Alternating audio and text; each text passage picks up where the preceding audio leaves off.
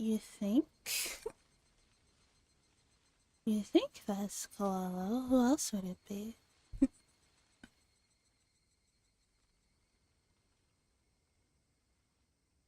Thank you for the head pat. uh, Good evening, radio. How was your day? Eddie in the skies. No, I don't think you would be able to fit in this maid outfit though. I think it might be a bit too tight. Might be a couple of sizes too small for him.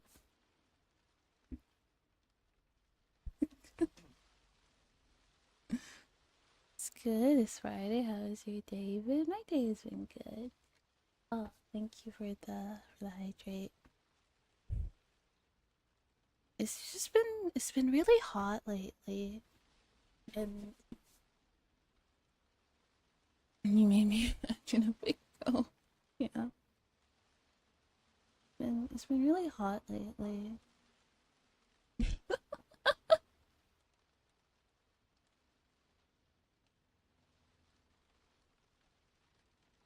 That is an image. That is certainly an image. Yes. Yes, I do. It's hot there.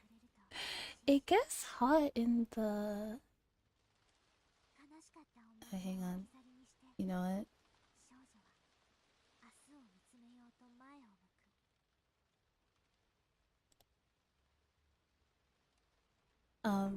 It gets hot in the summer, obviously.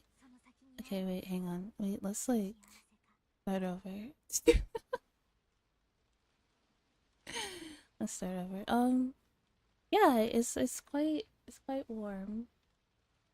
I mean, granted, warm by I will be honest, hot weather by my standards is like not like hot by other people's standards. A lot of I say like, oh, it's been really hot lately, and then like I tell them how hot it is and they're like, bruh, no it's not. Uh Let me see. Currently, how hot was it today? Let me see. Let me check.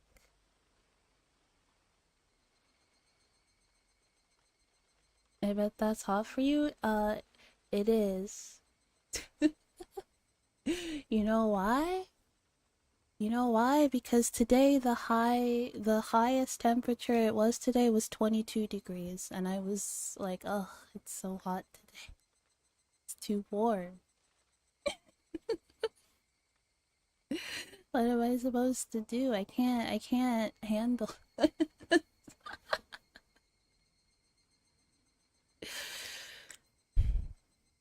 too warm. Why bong? It's too warm. I don't like it. I'm not used to it.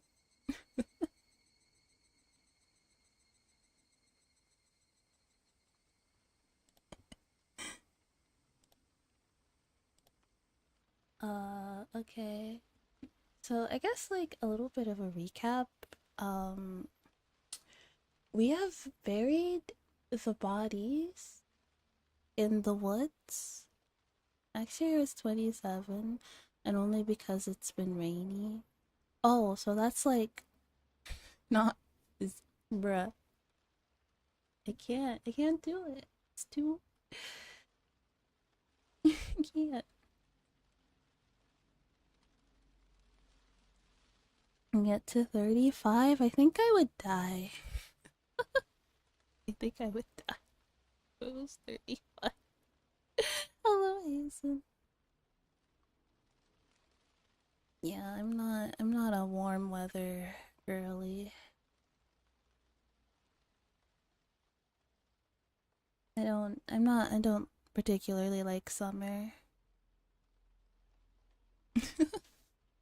Hot girl summer is overrated. Let's just skip to cozy girl fall. Am I right? Really? It's too. Cause like, it's easier to get warm when it's like cold. That doesn't mean I like melting. Yeah, I just. Ugh. Yeah, I need an AC. I definitely do. I don't. I don't think a fan is gonna cut it anymore.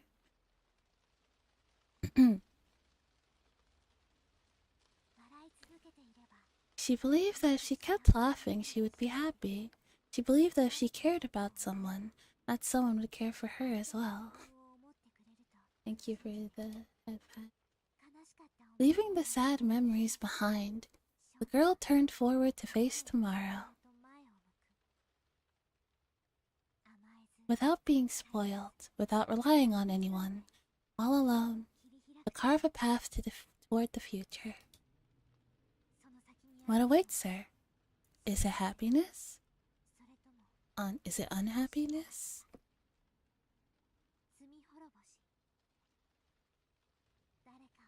I wanted to love someone, but the truth is, I wanted to be loved.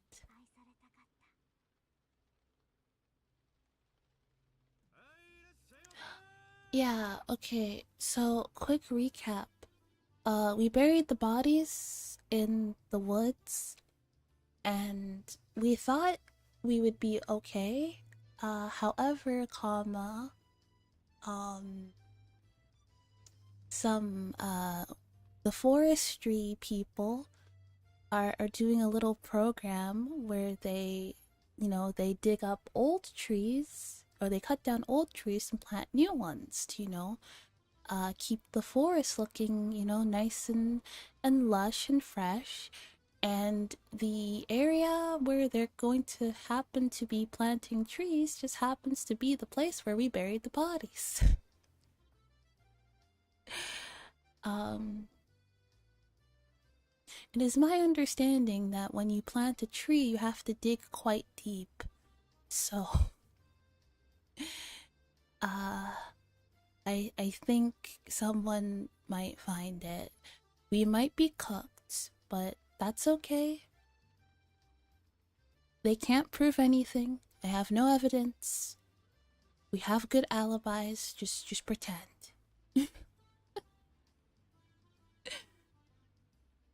Welcome. Would you like a hot dog? Our shaved ice is best. Our shaved ice is the best you've ever had. You can have it with strawberry syrup, melon syrup, or Hawaiian blue syrup. Try our takoyaki roulette. The winner is packed with a ton of mustard. There are a great many booths at this year's Watsunagashi festival. Anything can become a festival if there are vendors selling food and music for bond dances, I thought. It's still June, but it had been extremely hot the past few days. It's almost as if it's already summer.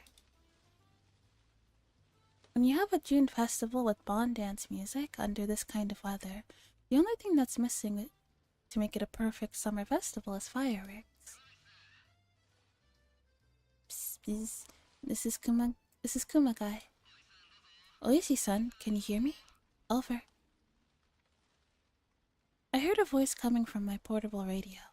Oh, this is Oishi's pole. Okay. With this earphone, it looks like I'm secretly listening to the horse races while on duty. This is Oishi. I can hear you loud and clear. The town councilors gave us a lot of food. We have oden, yakisoba, pork belly stew, and, some barley tea.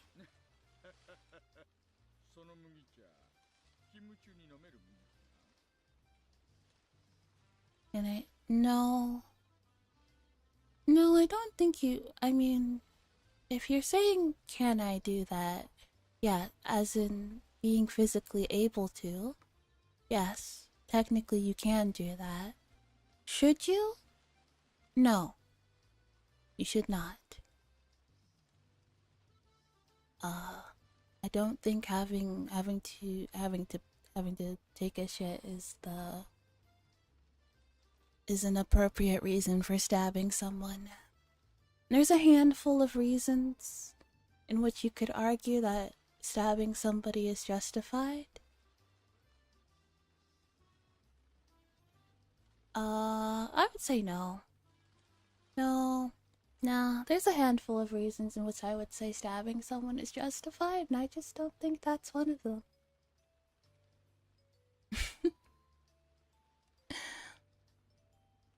Where was I? You mean the barley tea we can drink on duty? Or the one we can't drink on duty? Well... If it's a canned drink, I'll take it. If it's in a cup, don't worry about it. Roger that.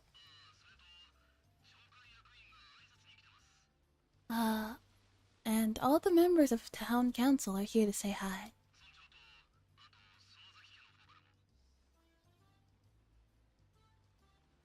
The Wendy... Does Wendy's make people... Is Wendy's like that bad? I don't know. I've had it before. I've never had such a problem. Roger that. And all the members of the town council are here to say hi. We have a mayor and the head of the Sonosaki family too. Yeah, well... I feel like that's a you problem. I miss those shorts. That's crazy. What? The old bag Oreo is there? Can you tell her that I'm patrolling right now and don't know when I'll be back?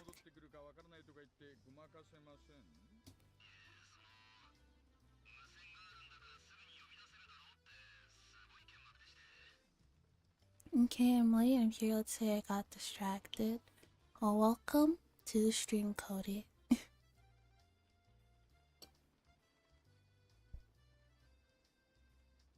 I hope you had a good day. Well, I don't think I can do that for you, sir. She knows you have a portable radio, so she told me to call you to bring you back there.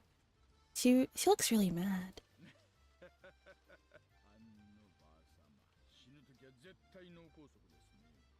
Sure, it'll be a stroke that kills her. Not a portable. No, not you.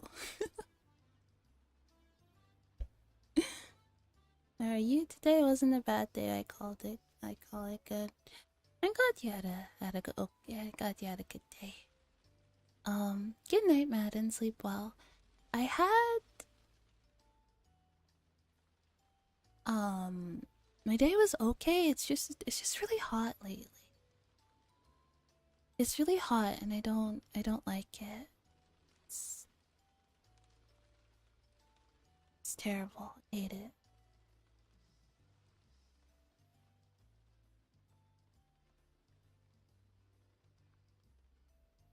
Yeah.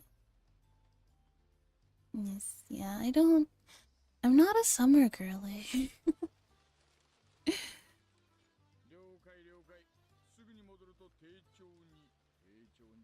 Driving through Nevada? Oh, Nevada is very warm, isn't it?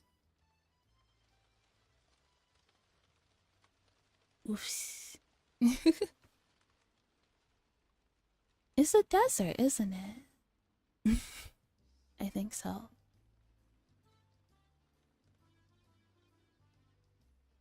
Nevada isn't warm. It's hot. Oh, I see. Wanna go back to -12? That's a bit too cold. When I went to visit Teddy, that was like the most snow I've ever seen in my life. There was a lot of snow. It was crazy.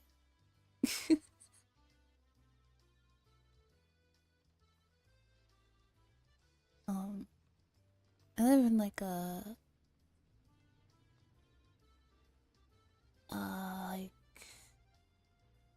like New York, so yeah, it's not because like I live in a warmer province, so I'll try the dog steady. I'm pretty sure he's already said that, or it's fine. New York is a very big state. As long as it's not specifics, it's fine, right?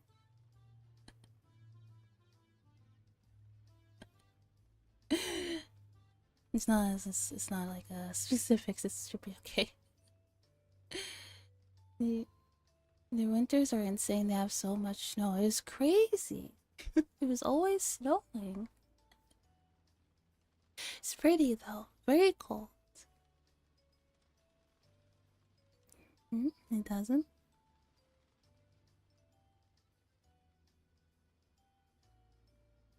Yeah. Maryland. I don't know anything about states. Anytime someone says a state, I'm like, ah, I see that one. Interesting. um, After that, tell her with extreme courtesy that I'll be back soon. Tell exactly where I live because I'm never there. Ah, I see, I see. Please.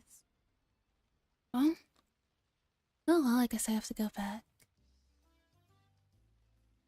I guess I have to go back and mingle with the locals. All of a sudden, a group of kids came running towards me from behind. A quick look at them, I noticed they were the granddaughter of the old bag and her friends. They occupied a corner of the shooting gallery stall, making a lot of noise. Mion Sonozaki. When acting her age, she's a cute, normal girl. But do I ever hate it when she acts like a member of the Sonozaki family? What is Fredericksburg? She'll be the boss of the Okinomiya Yakuza territory in 10 or 20 years. Just you wait and see. And while I was thinking things like that, I noticed that Mion wasn't the only one taking leadership of her group this time. It was the boy.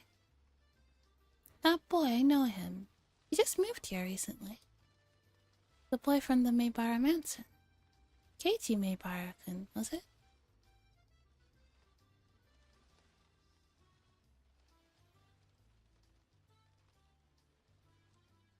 Ah, I see, I see. I heard the Maebara family's from the city, and they're supposedly very rich too. But he doesn't flaunt his family's wealth, and he has a good reputation because of that. Even though he just moved here, he's already adjusted to his new school and he's popular with his classmates too. Everyone in the village seems to like him as well. He's very interesting to watch, as a person of many moods. Boys of his age sure have a lot of energy. Ah, to be young again. Hey, you're up next, Rena. You're lucky it's your turn. Rena, are you okay? Are you feeling sick? I'm sorry. I guess I'll have to pass on taking a shot. Hello, Mr. Manager.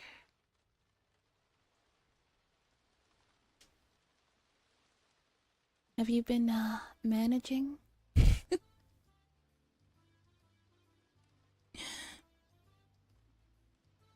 Okay, you should take a break for a bit. So, that would make it my turn, no? Did I say something wrong? Oh, when should I get my raise? Oh, it's a little bit rude to ask for a raise. so bold just asking for a raise. Are you that confident in your performance?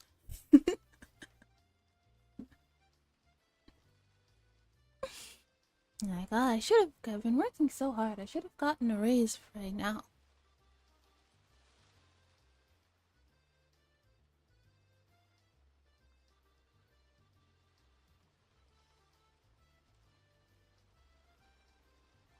Mhm.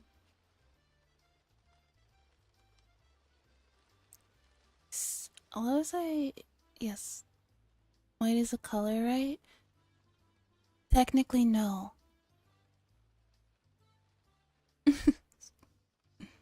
In like, according to color theory, white is not a color.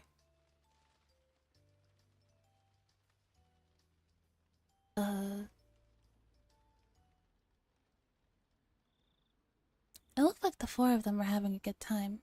Girl called Rena seemed outside of that circle of smiles.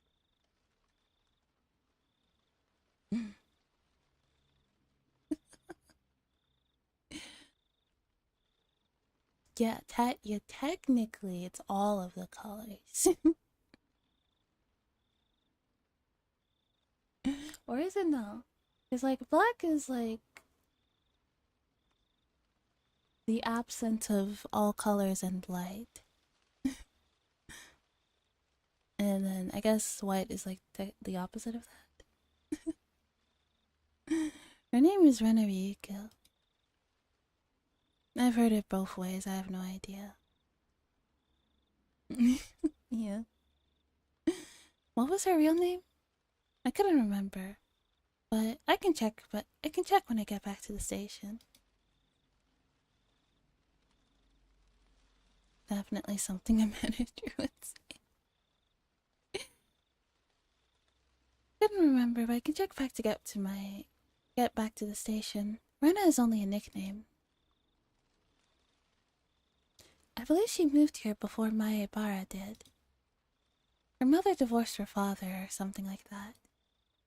She's a strong girl who does all the housework by herself. She's a very modest girl, I'm told, which is rare in this era. If being a modest girl was rare in the 1980s, what the fuck is going on now? What the hell is going on now? Are modest girls like cryptids? In 2025? No, I'm sure I've seen it. Bigfoot? No, I swear, definitely, I've seen it. I swear.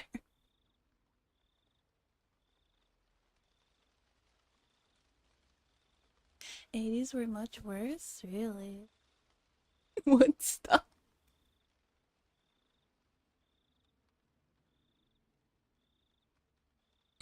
Never seen one. Never seen a girl, or you've never seen a girl from the 80s?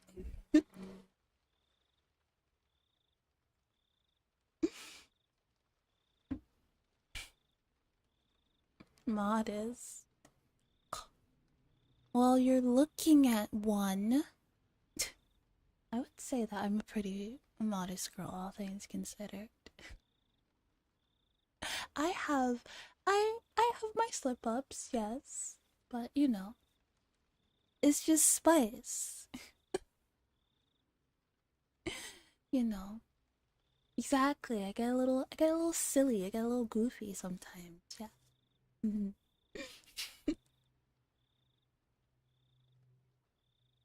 Hello, Ginny. Hi. How are you? How was your day? Unlike me, Maya Barakun, it seemed like she hadn't really opened up to her friends just yet.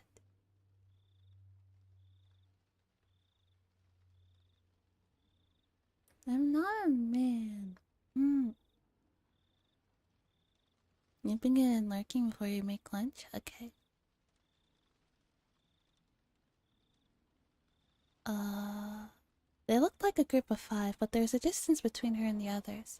It's a little sad, you know. Maya Barakin has become a part of the village. But Rena is still by herself. Well, it's just how it looks to me.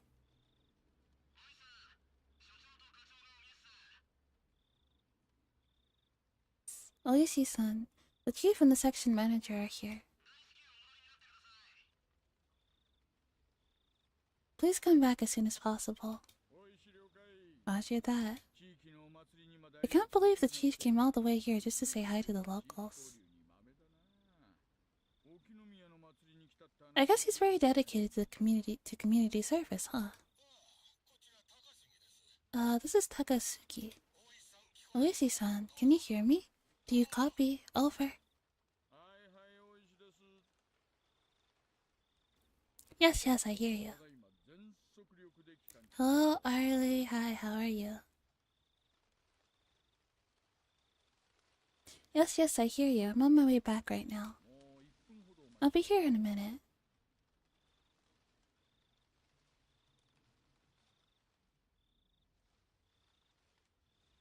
Oh.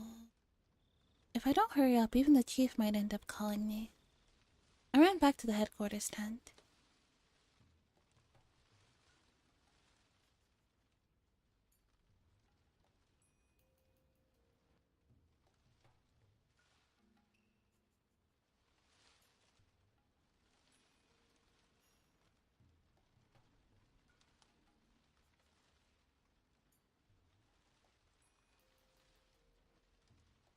Seems like the night. Oishi-san, Dr. Irie is here. He's got a big payday today. Oh, nice. Good for you. Oh, thank you so much. Oh, thank you so much for coming.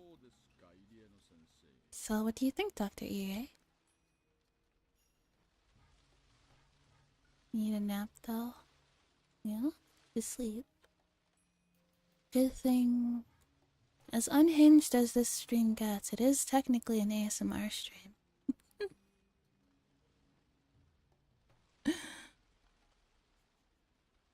Lucy entered the cornered off area.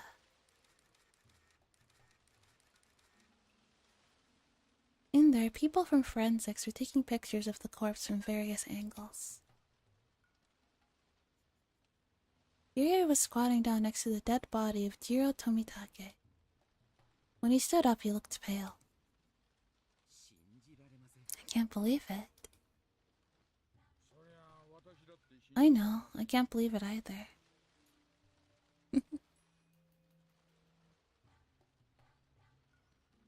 Less, but not completely zero.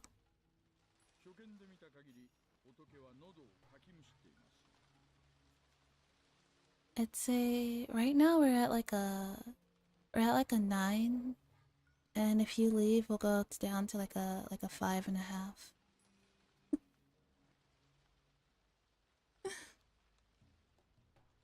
As far as I can see, he clawed out his throat with his bare hands. This isn't a normal way to go. Most likely, it was the cause of some drug or something. Are you saying he was a drug addict? Who knows?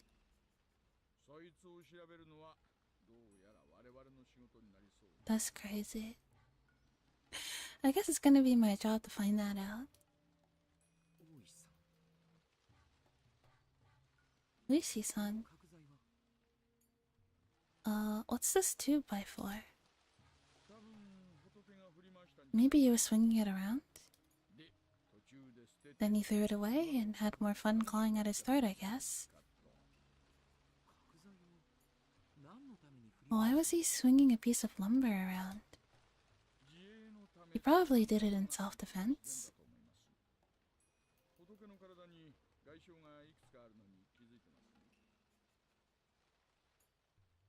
Mine wasn't high enough for me. I had to push it to 10 real quick, of course. I said 9.5. Is that not good enough? Did you notice there are several external injuries on his body? Yes, I can see some bruises.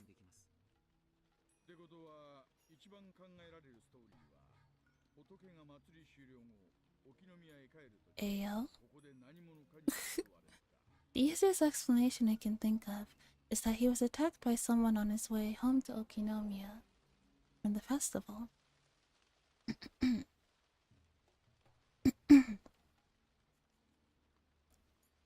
Ara ara. I think I still need to work on that, to be honest. Needs to be a bit more breathier.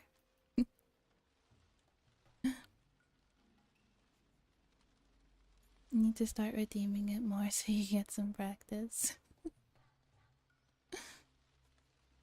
The easiest explanation I can think of is that he was attacked by someone on his way home to Okinomiya from the festival. You'll never be the mommy type? Alright, bet. Turu! Mayushi da yo.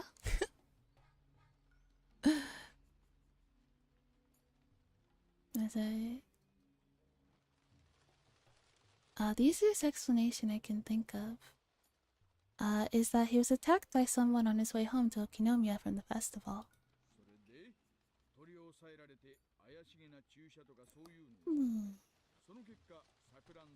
I wouldn't say that my voice fits like little sister type. It's not, because I don't.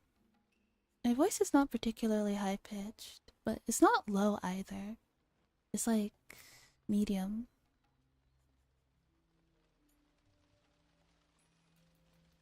Like medium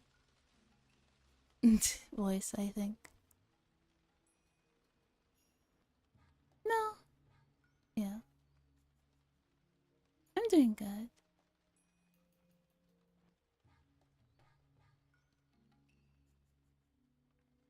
One-san vibe? Honestly, I will take that. I will take One-san. If I can't get mommy, I'll take One-san.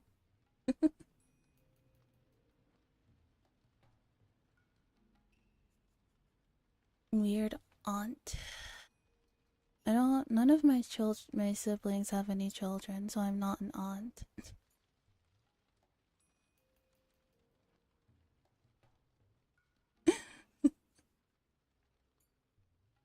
He was squeezed by the culprit, given a shot of some kind of dangerous drug, went crazy and died. Is Teddy an uncle? Yes. Yes, Teddy is an uncle. I think. Wait, no. No! Wait, do cousins children count? Like if your cousin has a kid, does that make you the uncle or does that make them a cousin?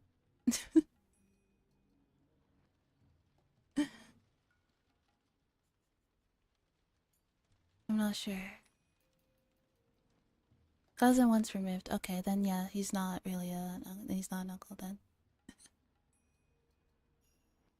They do call him uncle though, so.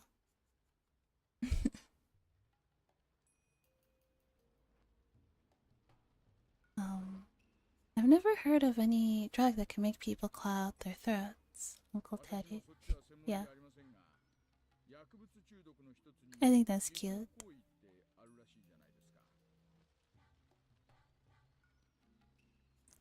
What? I'm not a specialist, but many drug addicts injure themselves when they're in a terminal condition. Well, I'm sure the old man in forensics will take care of the investigation.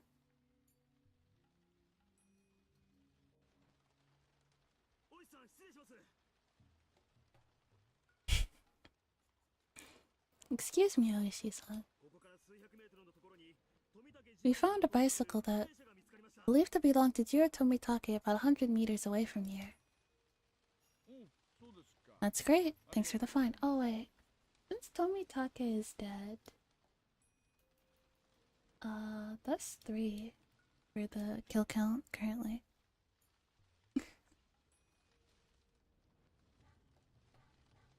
Don't mind the hard eyes. I should invest in a stream deck one of these days so I can have my number pad back. That's great. Thanks for the find. Any other clues? Not yet. They're investigating it right now. So that means the place where the bicycle was found is most likely the place where he was attacked.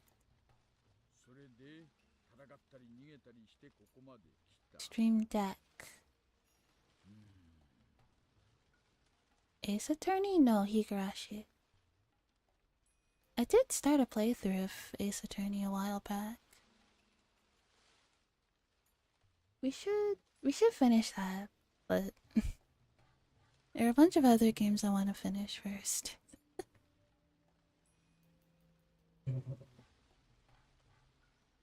What do you...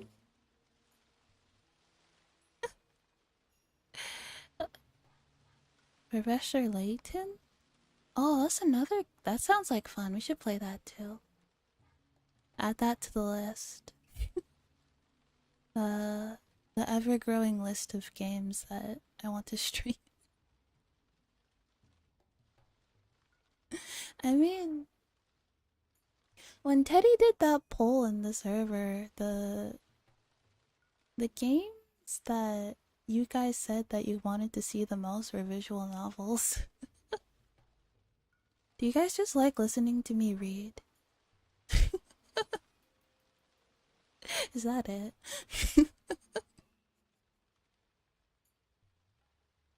Add to the list of games I'll never be finished. Hey!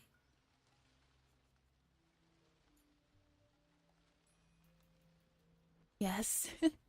We finished Danganronpa, didn't we? We finished the whole of the Danganronpa series. And we finished the Corpse Party series. Unfortunately, I didn't. Unfortunately, the only part of that playthrough is the worst game in the series. It's the only one that's archived because I'm an idiot, but you finished that. I love hearing your voice. Thank you. They are chill and not many people play them as well. We should do Ace Attorney. Oh, Split Fiction. I played that with Teddy. It was very fun. I liked it a lot.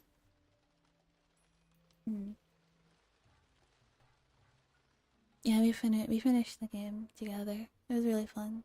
I think we beat it in like 3 days or something like that. We were really like glued to it.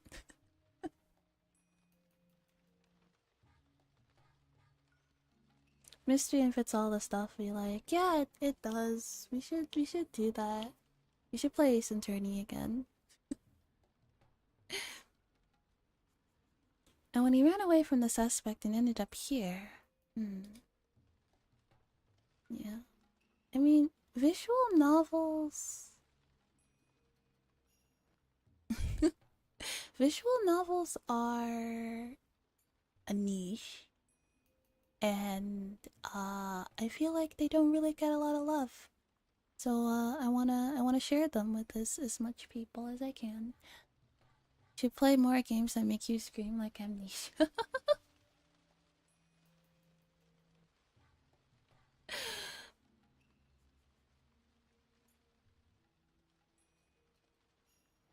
I do have an Amnesia game. I bought it a while ago to stream.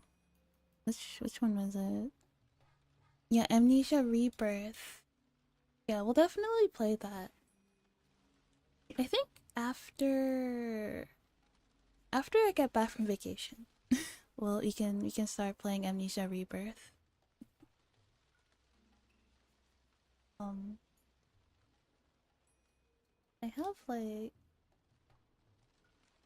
I have like 2 weeks before. Yeah, I'll be around for 2 weeks before I have to go on vacation, so I don't really want to start anything.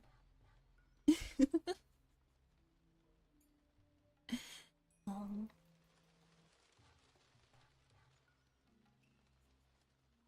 yes, amnesia. Vacation? No, no. We need. I have.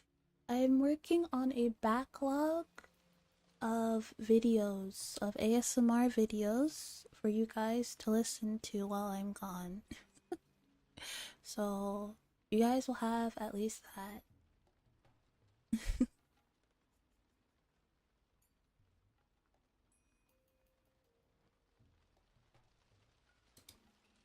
You know, if you want, I can show you a little bit about. Here's a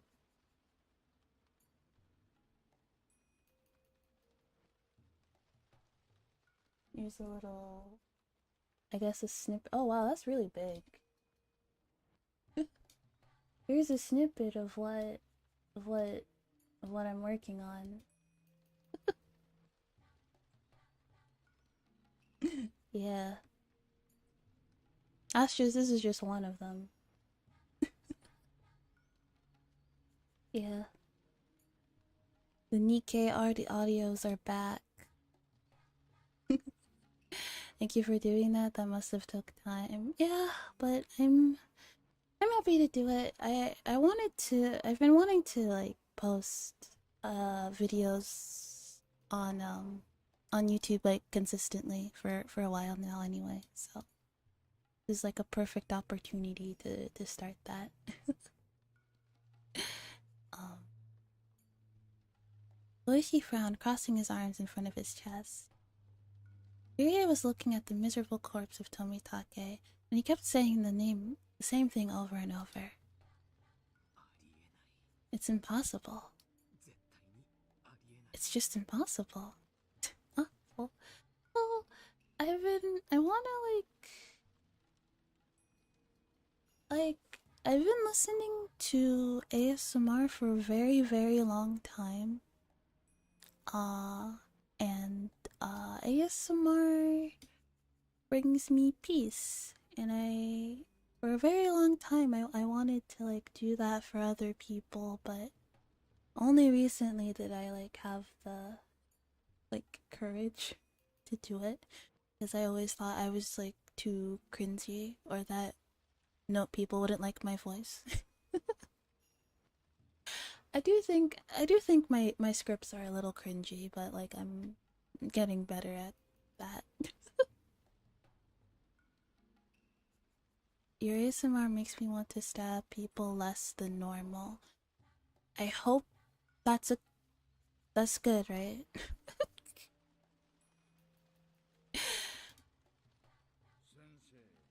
Doctor, it happened, so it was possible, okay? Try to think flexibly. Although I get that you don't really see something like this every day, despite being a doctor. Anyway, thanks for your cooperation.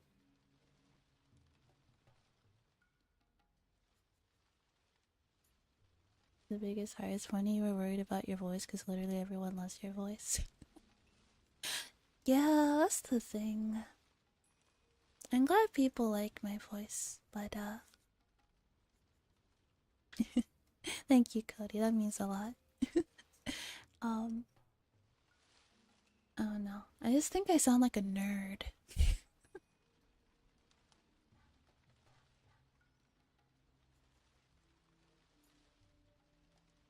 Anyway, thanks for your cooperation.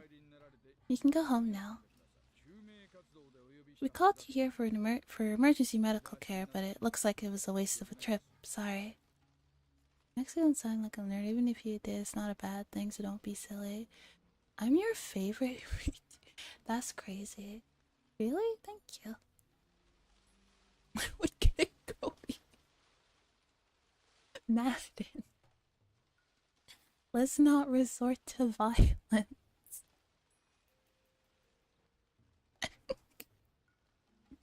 That's bad. Yeah, I am sorry. I'm sorry I dropped the ball on uploading. I'm sorry I dropped the ball on uploading. I have been cooking. You will be fed. You will be fed while I'm gone. Don't you worry. Lucy stuck his head out of the blue tent and asked, "Can anybody give him a ride home?" Another watch you, then another make creator like a negative one. There are like, yeah. I try because like I see a lot of there's a lot of like, yeah, there's a lot of negative content out there, so I try my best to, make like nice videos and comfy streams because I can't like get rid of all of like the gross, terrible stuff that's on the internet, but at the very least I can like add one more nice thing in the world, I guess. If that makes sense. Now there's, if that makes sense. I don't know if that makes sense, but yeah, that's kind of what I wanted to.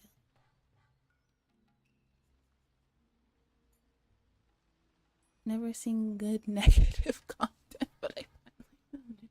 Menu, that's crazy. It really gas all of a sudden as he turned to Oishi. You definitely add a lot of happiness to my day. I'm glad. I'm glad I can do that. What about Takano-san? What happened to Takano-san? What? Oh, your nurse? I think she was with him. Add a lot of happiness to my day too. That's awesome. That's good. You guys add a lot of happiness to my day too. You guys always cheer me up.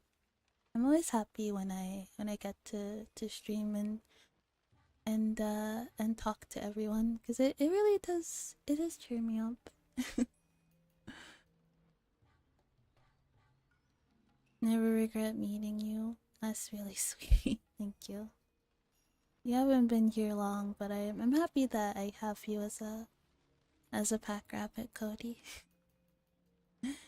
Yeah. I'm glad that you guys are kind enough to spend your precious time with me.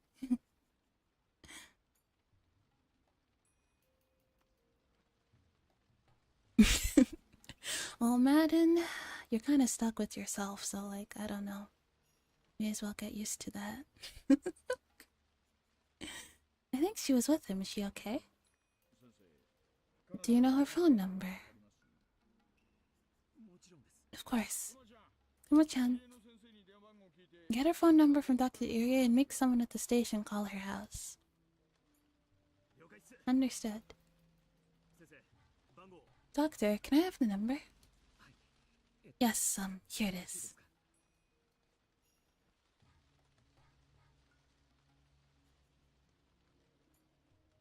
Mountain Dew, Baja Blast, and the C4? Like the explosives? Oh my god, Cody has a bomb in his fridge. Kumagai got... Oh, it's an energy drink. Oh. I thought it was... FBI is good.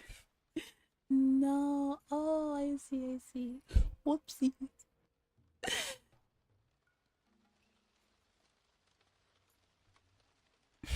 I didn't. I didn't know it was an energy drink.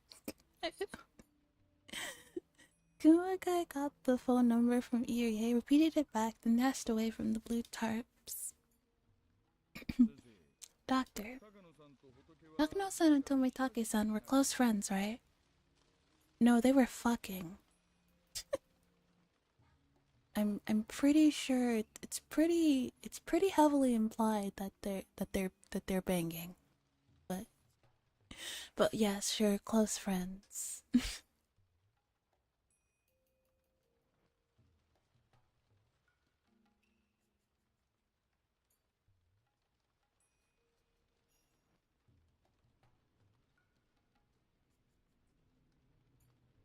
Yes.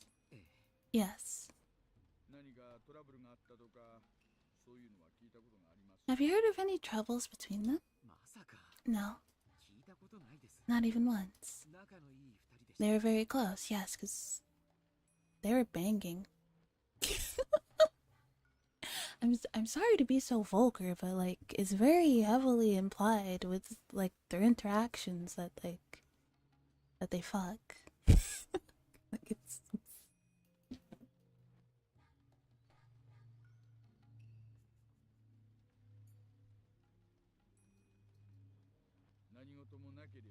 well, I hope she's okay. In the worst case, she could be dead or she could be the culprit.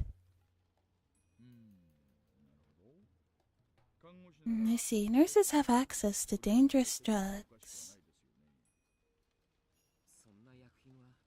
We don't have anything like that in my clinic. Even if we did, we'd be extra careful with them.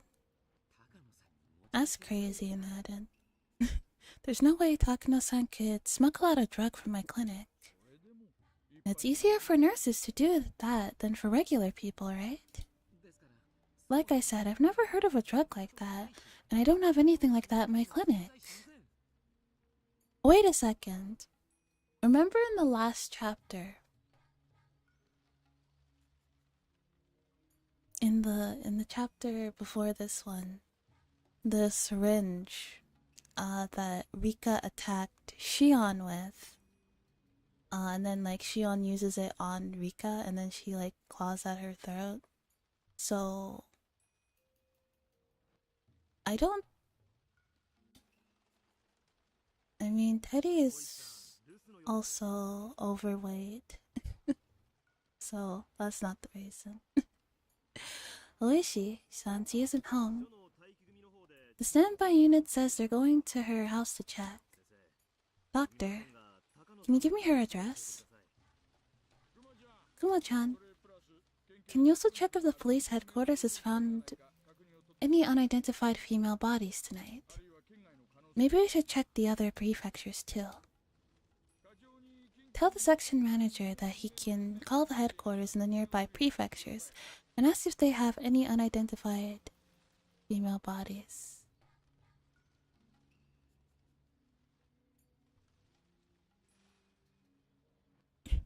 What? I guess was overweight too pejorative? Should I have said chubby?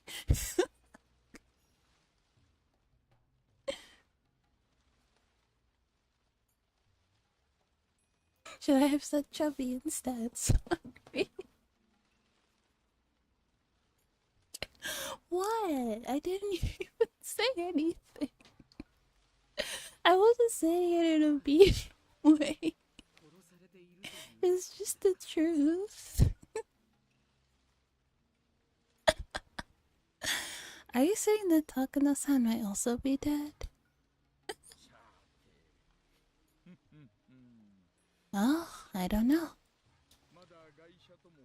I don't know if she's dead or if she's the culprit.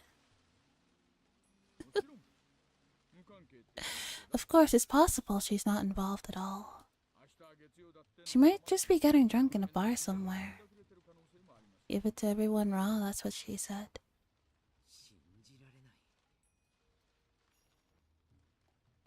It's unbelievable. Who does things like this? Well, it's unbelievable to me too.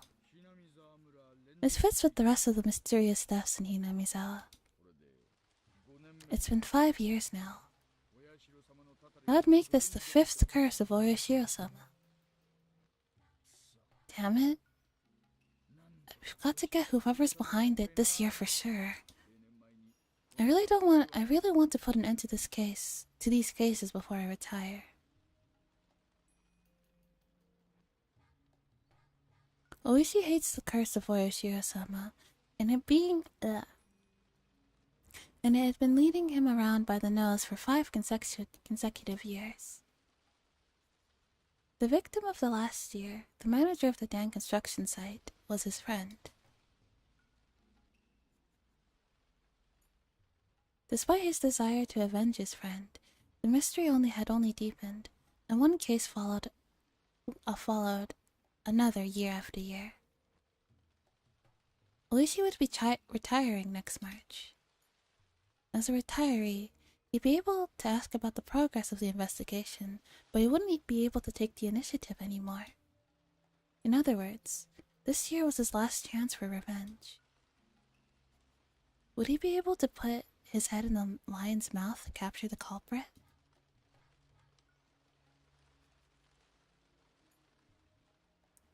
Oishi quietly clenched his fist. I believe that this maze has an exit. Maze is a very convenient word. A maze always has an exit. You don't call it a maze if it doesn't have one. I know I'm on the right path towards the exit of this maze. I used to miss these minor divergences, but now I don't miss anything. I don't make any mistakes. This time, I could feel a response that was different from the other times. I'm sure I can finally get to the exit of this maze. But no matter which path I choose to come to this point, Jiro Tomitake always dies.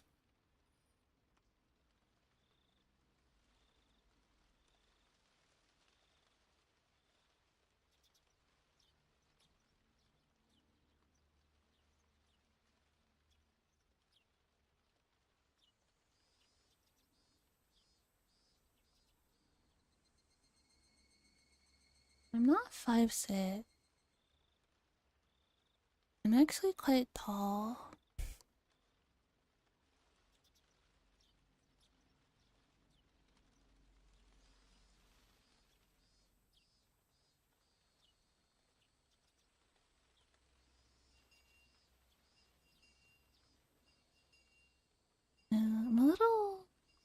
I'm a little bit shorter than my older sister is like 5'8". I'm like a little bit shorter than her. So that's like 5'7". She's quite tall. She's the tallest out of like all of us. Yeah.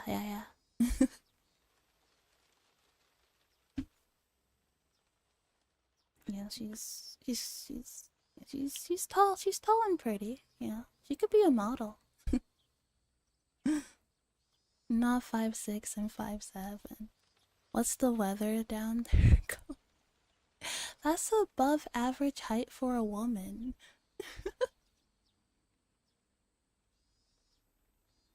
That's above average height for a woman.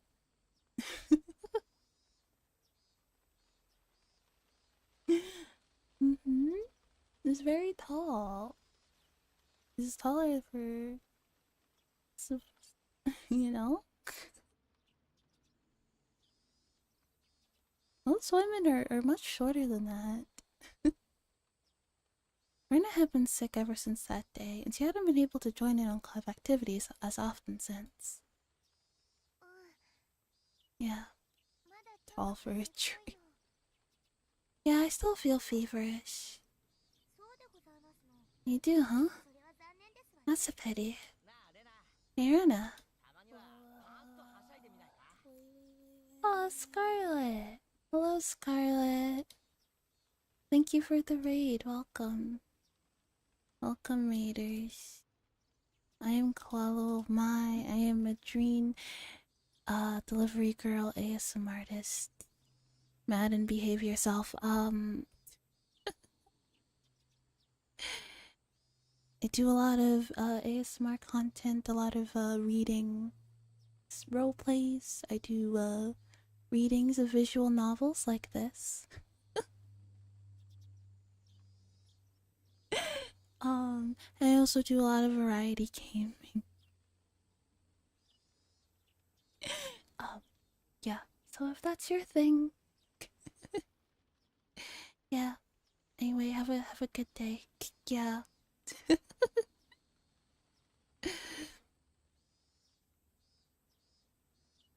Hey Rena, why don't you try to play with? Hey Rena, why don't you just try to play with us today? I think you'll feel a lot better if you blow off some steam with us.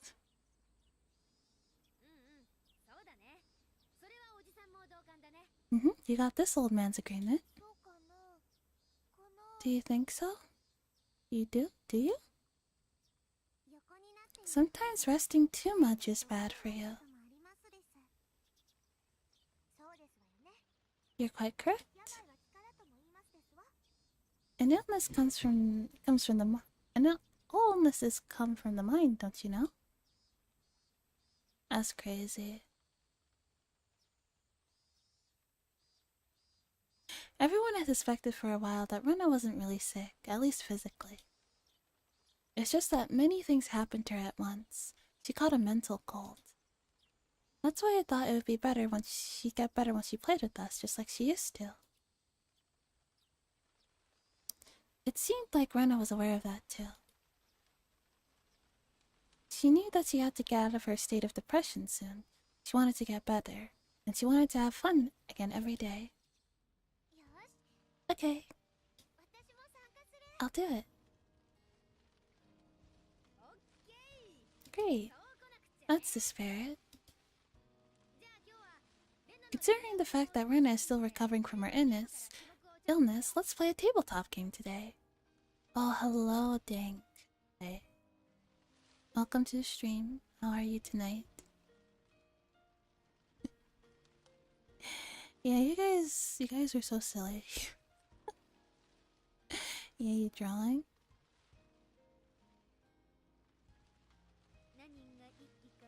Let me see.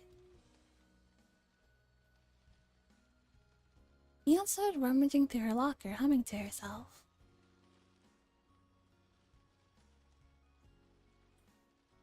She took one game after another from the locker and put them aside. That locker definitely didn't obey the laws of physics. The amount of games she took out from that locker was more than it could physically hold. Sleep well, Madden. Oh, I forgot about this one. Let's try this. Today we'll be playing this detective game. Oh, what's that? Sounds interesting. Well, this is a game where you guess the culprit, the murder weapon, and the scene of the crime. It's a game where you use your brain.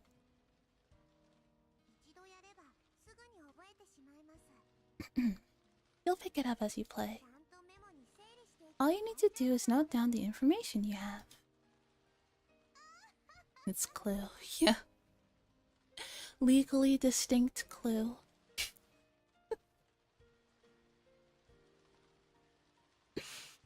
Don't sue. Hasbro, don't sue us. We didn't say the name.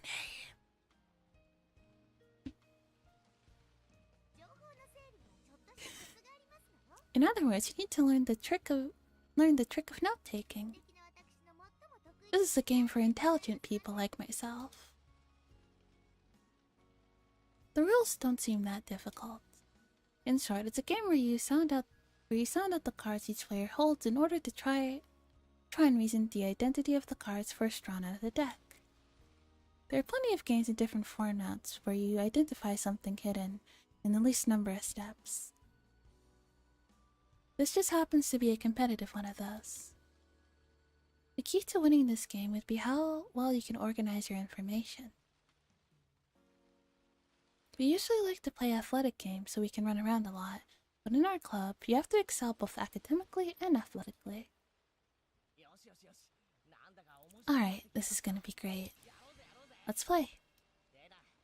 Rena, do you remember how we still haven't decided the winner of the water gun battle? I'm gonna settle it today once and for all. Oh, are you?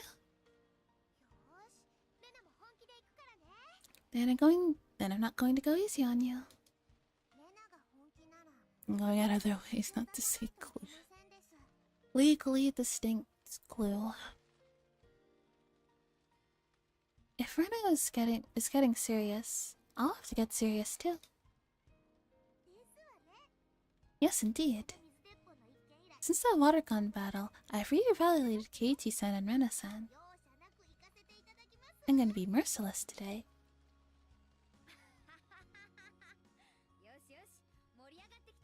Organize your information, find out what happened in the least amount of steps. I mean, there are a lot of games that are basically Clue. That's just not the name Clue, because like Clue is like a brand name, right? From Hasbro.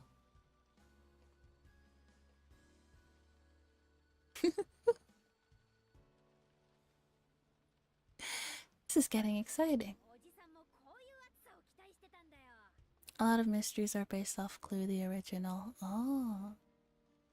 This old man's been waiting for everyone to get this fired up. Excellent. Let's do this. Are you ready? I did it with a knife in the library. Okay. Clue? More like Ko? My turn. Katie-kun did it with poison in the hall. My turn. Mion did it with a pistol in the lounge.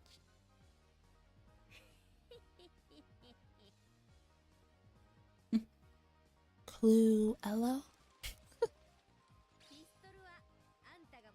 You're holding the pistol, aren't you? You're bluffing.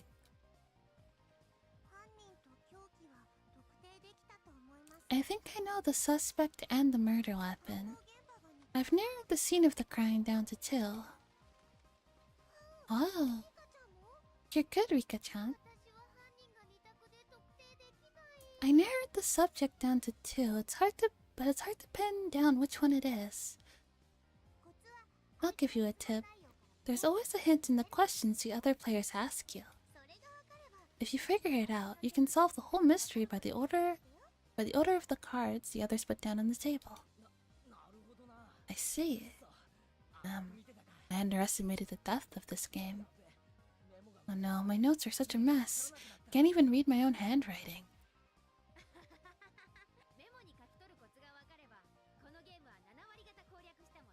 I'll give you a tip. Not a clue, a tip. A hint, if you will.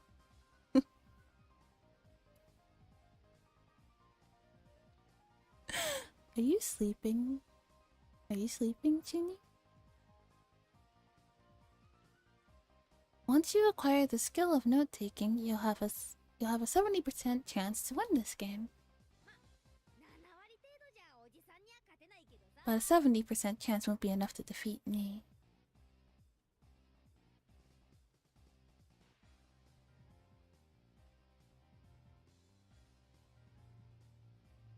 I kind of knew I didn't stand a chance of winning this game, but I gradually started picking it up. Rena seemed to be getting her energy back as she played. It was the right decision to force her to play with us today. While we were in the middle of the game, Chie-sensei came to the classroom. Yes, hi, hello. Pumpkin Cat Niche, thank you for becoming a pack rabbit. Welcome. My, you look like you're having fun. Anyway, is Ryuku-san here? Oh? You have a visitor.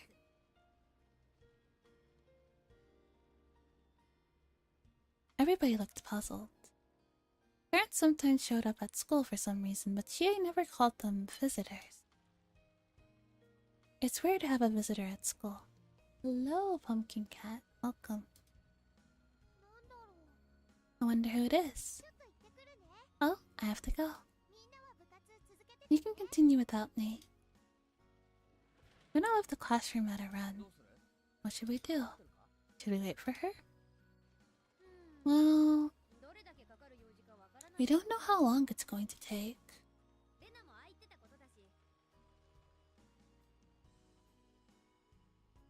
Rena told us we could continue. So let's do that. Yeah. They found the bodies. They found the bodies.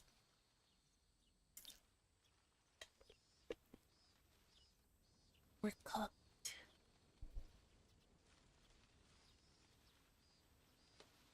Whoopsie daisy. Officer. Please, I was just being silly.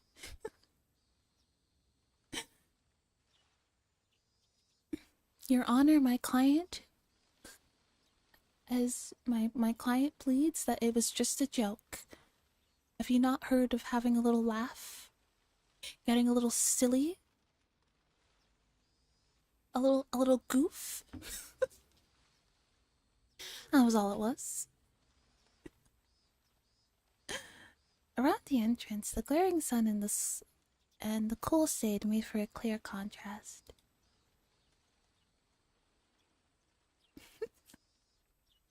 An old man who's holding his jacket on his arms is waiting for me. He looked like he was overheating. His tie was limp. Are you Ryugu-san? Reina Ryugu-san? Ever since Rina called me Reina, I've hated that name more than ever. Because of that, I didn't have a good impression of this man. Yes, that's me. May I ask who you are? My car has air conditioning, so why don't we move this to there?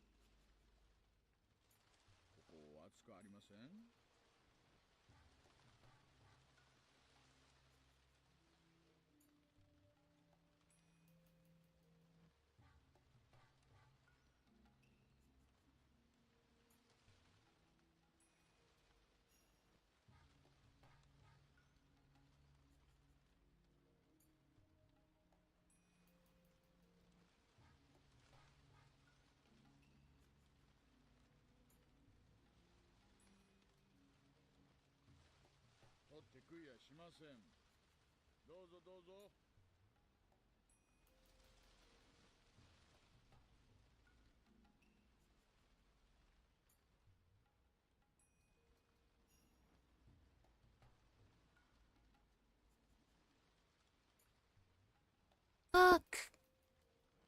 Fuck. Sorry. My mom came in, so I muted. My mom came in to talk to me, so I muted. My mom came in to talk to me, so I muted, and then she left, and I thought that she was. Whoopsies. Okay, my car has air conditioning, so why don't we move this into there? Aren't you hot out there? He ignored my question and started walking towards the car parked in front of the school gate. If he wanted to talk about something normal, he would have used the teacher's office.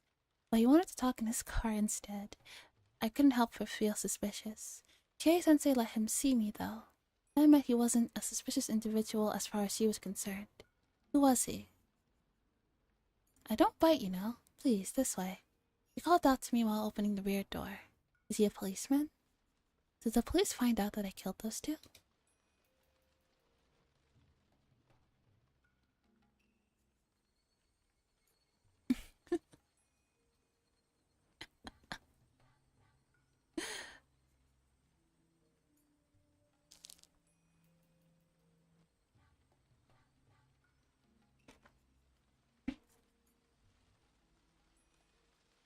Most of the time they don't really come into my room that often.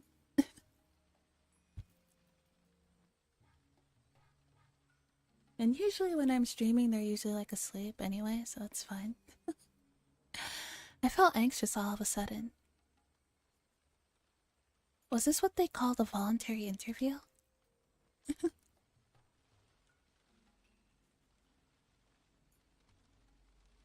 I didn't want to go in that car, but if I rejected his offer, it would only make me look suspicious. I prepared myself and got in. Okay. Now, Rena, just be cool, okay? Be careful.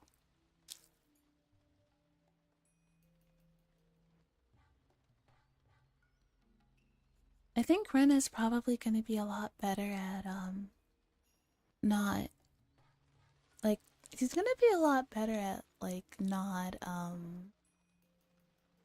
getting caught. She'll probably be she'll stay a lot calmer and won't say anything incriminating.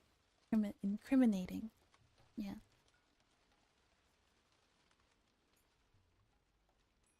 It was really cool inside the car. Car AC must cost a fortune. At least my father's car didn't have one. Please let me know if it's too cold. I like keeping it that way. So, what's this talk about? In retaliation, I ignored his question and got to the point like he did. He pulled a small notebook out of his breast pocket and flipped through it. He picked out a photo from it. The photo showed the face of a goofy-looking man. Please tell me if there's anything you know about this person. The man in the picture was expressionless and looked half asleep.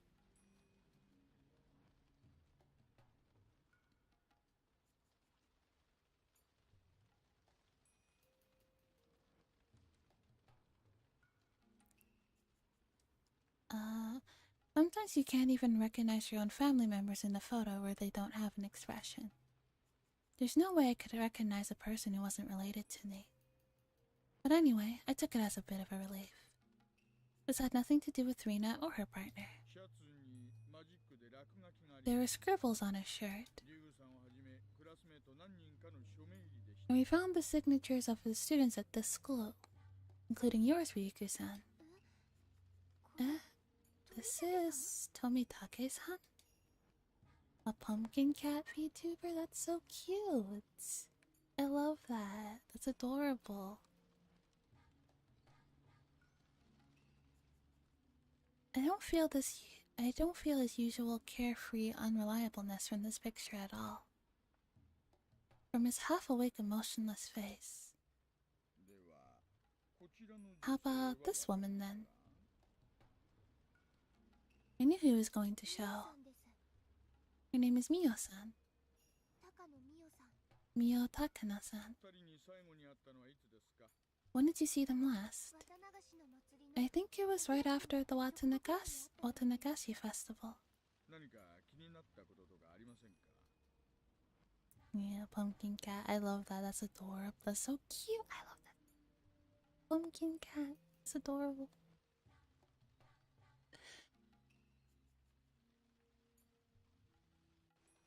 In the Battle Cats gotcha game. Oh. Didn't you notice anything strange?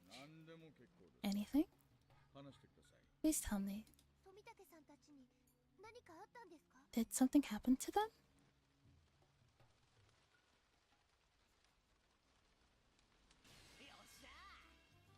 Yeah, I got it.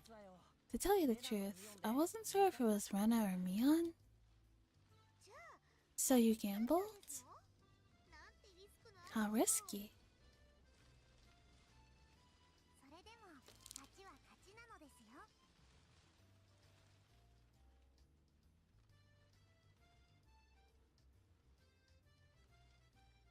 Doesn't matter how he won, what matters is that he won. Oh, Rena. Welcome back. What took you so long? Mio noticed that Rena had returned. She looked exhausted. I have no idea what she talked about with the visitor, but it was obvious it wasn't something fun. Rena, are you okay? Oh, thank you for the hike. Great. And thanks for that, Pat.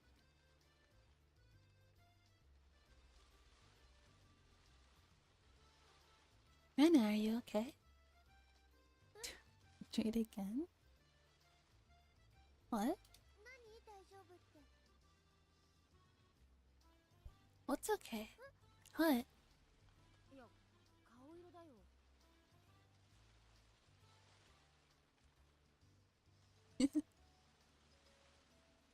I'm talking about you. You look pale. Are you sure you're alright?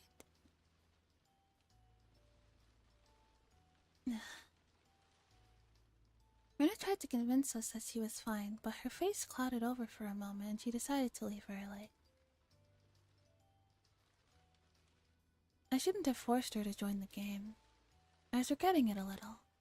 Rena probably forced herself to play with us even though she wasn't feeling well at all. Rena put her stuff in her bag, apologized to us for leaving early, and left the classroom. You're not a shrimp, so stop shrimp. I'm not. I'm standing. No, not standing. I'm sitting relatively fine.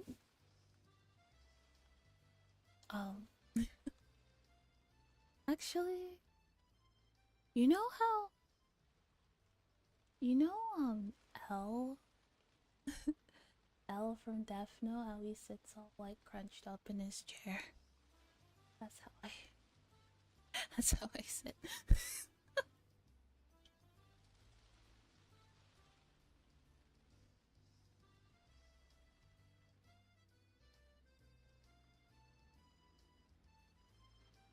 Hang on, let me close my window 1 second.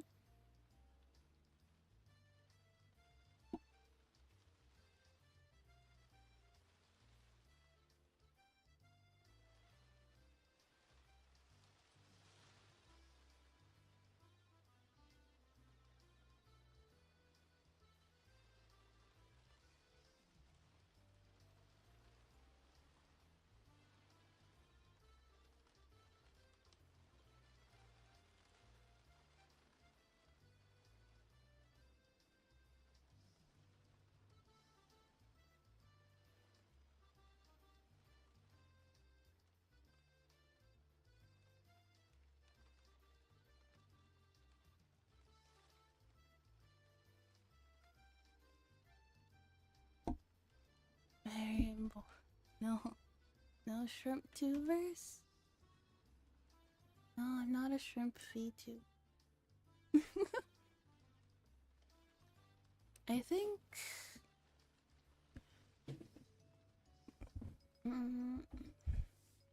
before deciding that, I mean... The other type of animal I kind of toyed with was being a cow VTuber. Because my little sister really likes cows. It's her favorite animal. So I thought about being a cow VTuber. But I've kind of always been a bunny, so yeah, a cow would have been cute. Well, she's gone now. You like? Yeah, I'm very happy with the design that I have. Very excited to have a model, and we get a little bit closer to it every month. So thank you all for your support. It really means a lot because we're getting every month we get a little bit closer. And it makes me happy that you guys care enough to support me with that. Wait to see you grow and advance your model is gonna be so awesome. Yeah. I'll try my best to put together a fun debut for everybody. Well, she's gone now. I guess we'll have to keep playing until we have a loser. That's right. Whose turn is it? Meep. Okay, Rika-chan. Come on.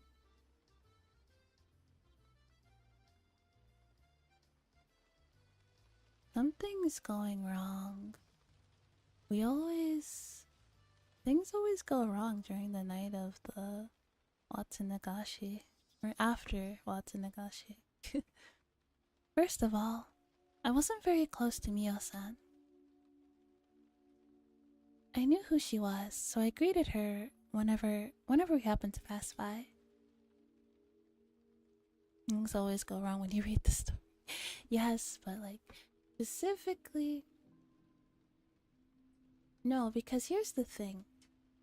Things always get bad after the Watanagashi festival, but before the Watanagashi festival even happened, Rena already killed 2 people. So, what does that tell you?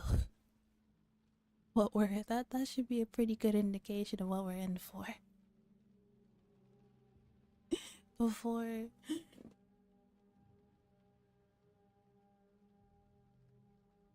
I knew who she was, so I greeted her whenever we happened to pass by, but that was about it. I never really talked to her except for that one time. And that time was only recently. It was between the day of the Watanagashi festival and the day I was caught in the act of burying the 2 corpses by Keiichi-kun and my other friends. They were caught. I had a phone call from the library that evening, and I was told that my father needed to return the book he borrowed. He was shopping at the home improvement store at the time, so I went to the library to return the book for him. While I was there, I thought about borrowing some books for myself, and I started walking around the library. I saw her there.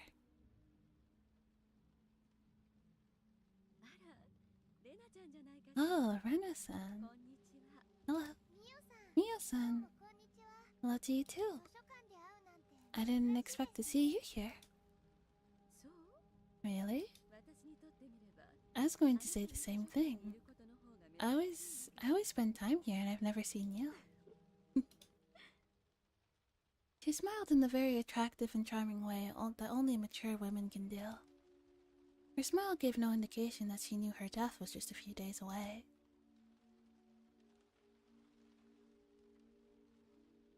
Good night, Radio. Sleep well. She said that she often met with Tomitake-san at the library. It seemed like she had some time to kill, so she wanted to buy me. She told me she wanted to buy me a drink. I had nothing to do after that. I let her buy me a canned iced milk tea from the vending machine in the library, and we talked for a while. Once I come to think about it, it was a little ironic. She mostly talked about the series of mysterious deaths in Hinamizawa. She had no idea she was going to become the victim of its 5th year. Oh yeah, I guess we'll add her to the kill count too. Technically she's missing, but like, she's dead. She dead.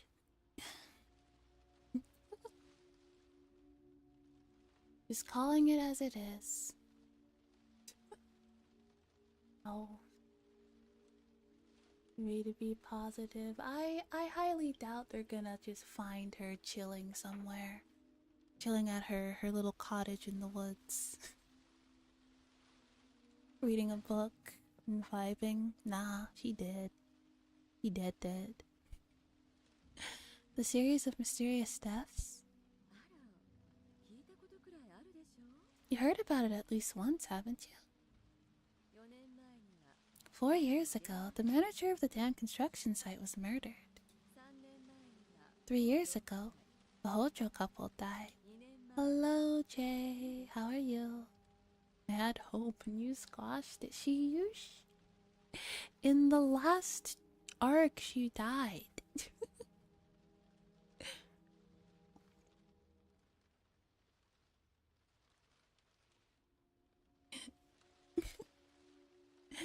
You've heard about it at least once, haven't you? 4 years ago, the manager of the dam construction was killed.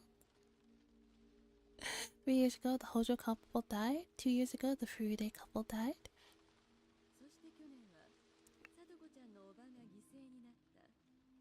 Well, I thought she somehow lived through it.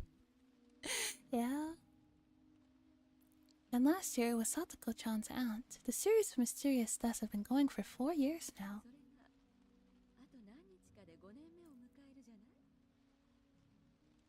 And in a few days, it'll be the 5th. Yes, yeah, it's a... yeah, it's a pretty... yes, I would say it's a pretty well-known visual novel. It's a good one. I like it. Yes. If you haven't like read the other chapters, I really recommend it. It's a very good. It's a really good story.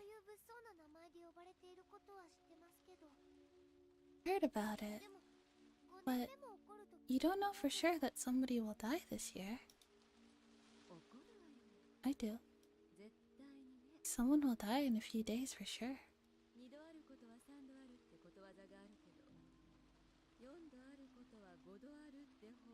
There's an old saying, everything that happens twice will happen a third time. So isn't it also true that what happens 4 times will happen a fifth? Mio-san was convinced that the fifth mysterious death was going to happen, but she didn't know she was going to be the fifth victim. She does. It's like 2 a.m. Yeah, you should sleep. It's late. But she didn't know she was going to be the fifth victim. It's ironic and also really creepy. But there's always something creepy about her. So maybe she knew that she was going to be killed in a few days, but still managed to make that mysterious smile. The series of mysterious deaths in Hinamizawa. Of course I know about it. I've lived here for more than a year. Every year on the day of the Watanagashi festival, one traitor to the village dies mysteriously. It's been that way since the dam conflict. Each case was solved individually, but mysterious incidents will happen every year.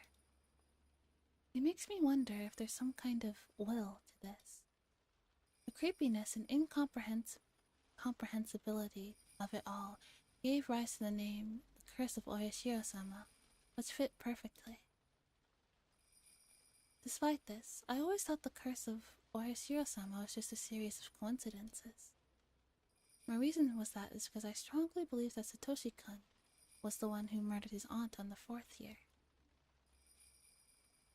I don't have any evidence, but I just know it. I know that Satoshi-kun was in a serious predicament last year, and he had nowhere to turn. He had no one to help him, and he had to save Satoko-chan as soon as he could. Satoshi thought it through and made the best choice he could to handle the situation, just like I did when I had my problem with Rina.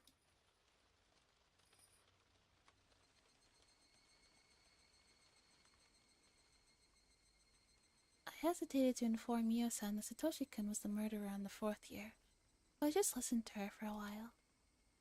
According to her theory, the series of mysterious deaths wasn't a set of coincidences. It was instead a series of interrelated murder cases. At that point, my theory was completely opposite of hers, but I decided not to cut in.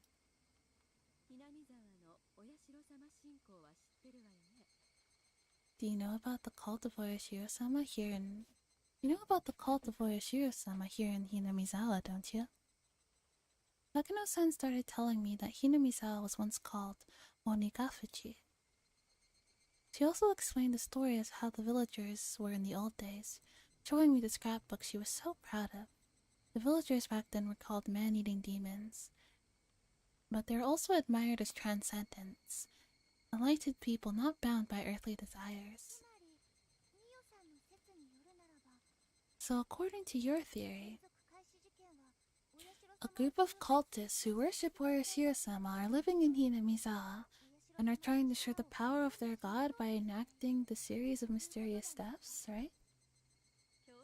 I'm not sure if I would call them cultists or fundamentalists. The line between them is very vague. In the Meiji area, when the name of the village was changed to Hinamizawa, the customs and traditions of Onigafuchi were brought to an end.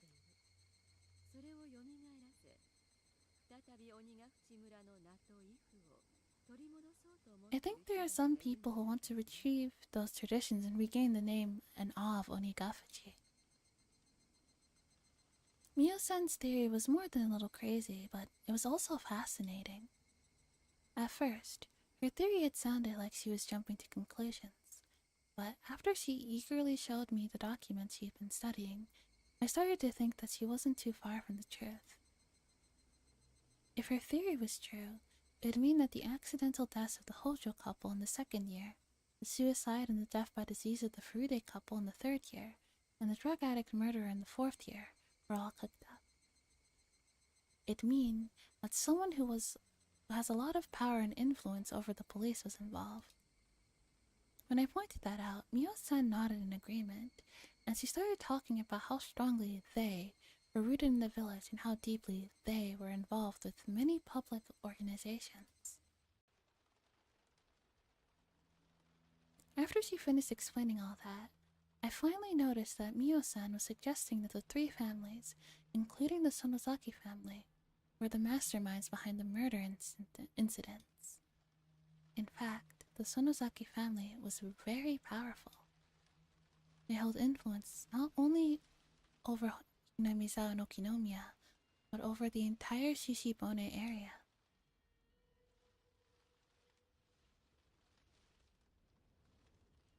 It might not be wrong to say that they even hold influence over the entire prefecture.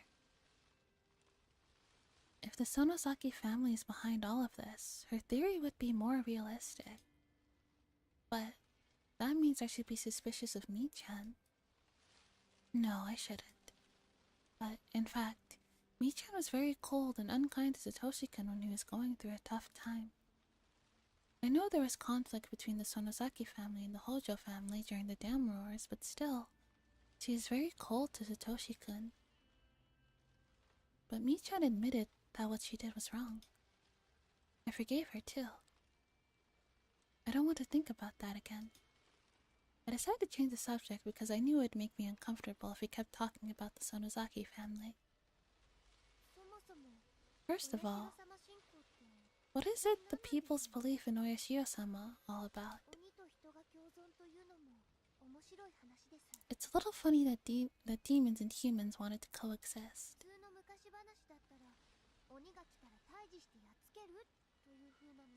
In folk tales, humans usually try to wipe out demons. That's quite true. That's why Oyashio-sama is so interesting. However, there are actually many stories that say people in old days worshipped a god that had drifted to our world from the land of the gods. It's worship of drifted gods, in other words.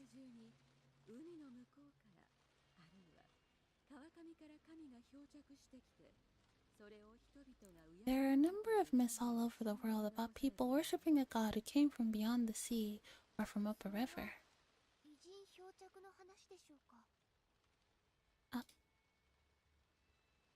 The gods in the myths are actually people who came from different countries, right?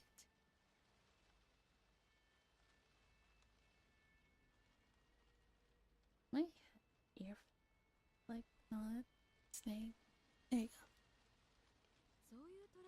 That's the general theory, yes. Ancient Japanese culture was far behind that of other nations.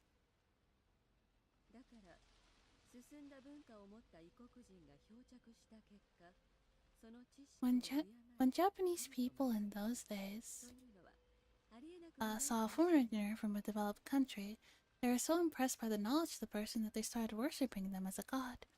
That's one theory.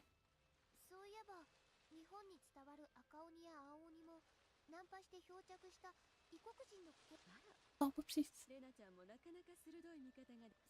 I've heard the red oni and the blue oni were actually foreigners who drifted ashore in Japan because their boats got shipwrecked. The Japanese have created tengu out of foreigners too. They probably saw a foreigner who had reddish skin with a very long nose. Wow, you're very sharp, Rena-chan. I agree with you.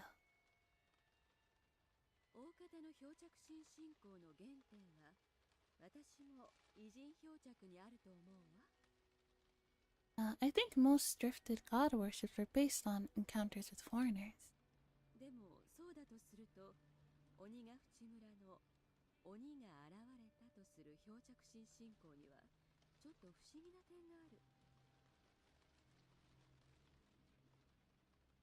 But if that's so, Onigafuchi's drifted god worship would have a contradiction. Do you know what it is? No, I don't. It's easy. Onigafuchi isn't adjacent to the sea. Oh, of course. In order to have any connection to foreigners, the place in question must also have a connection to the outside world. In Western countries, that connection would be rivers running between adjacent countries. In Japan, that connection would be the ocean. So, most of the drifted god stories in Japan originated near the shores. Isn't there a possibility that the foreigner watched the shore somewhere else first and then traveled to Onigafuchi? Well, the thing about the worship of Oyashiro-sama is it specifically pinpoints Onigafuchi Swamp as the place where demons first appeared. The swamp isn't connected to any rivers. So, how could a foreigner wash up there? That's why the mystery of Oyashiro-sama is so interesting.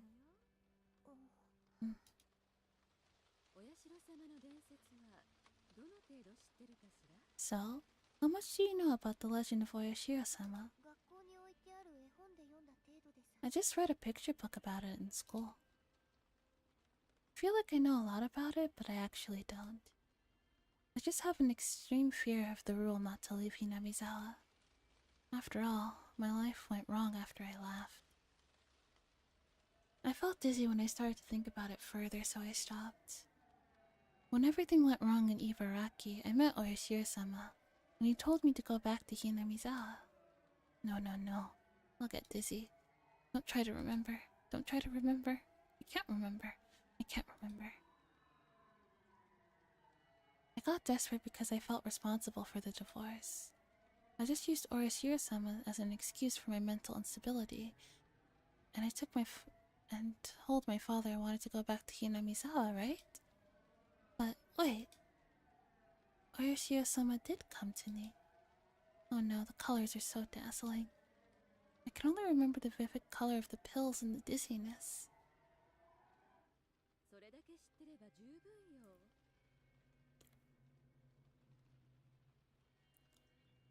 That's all you need to know.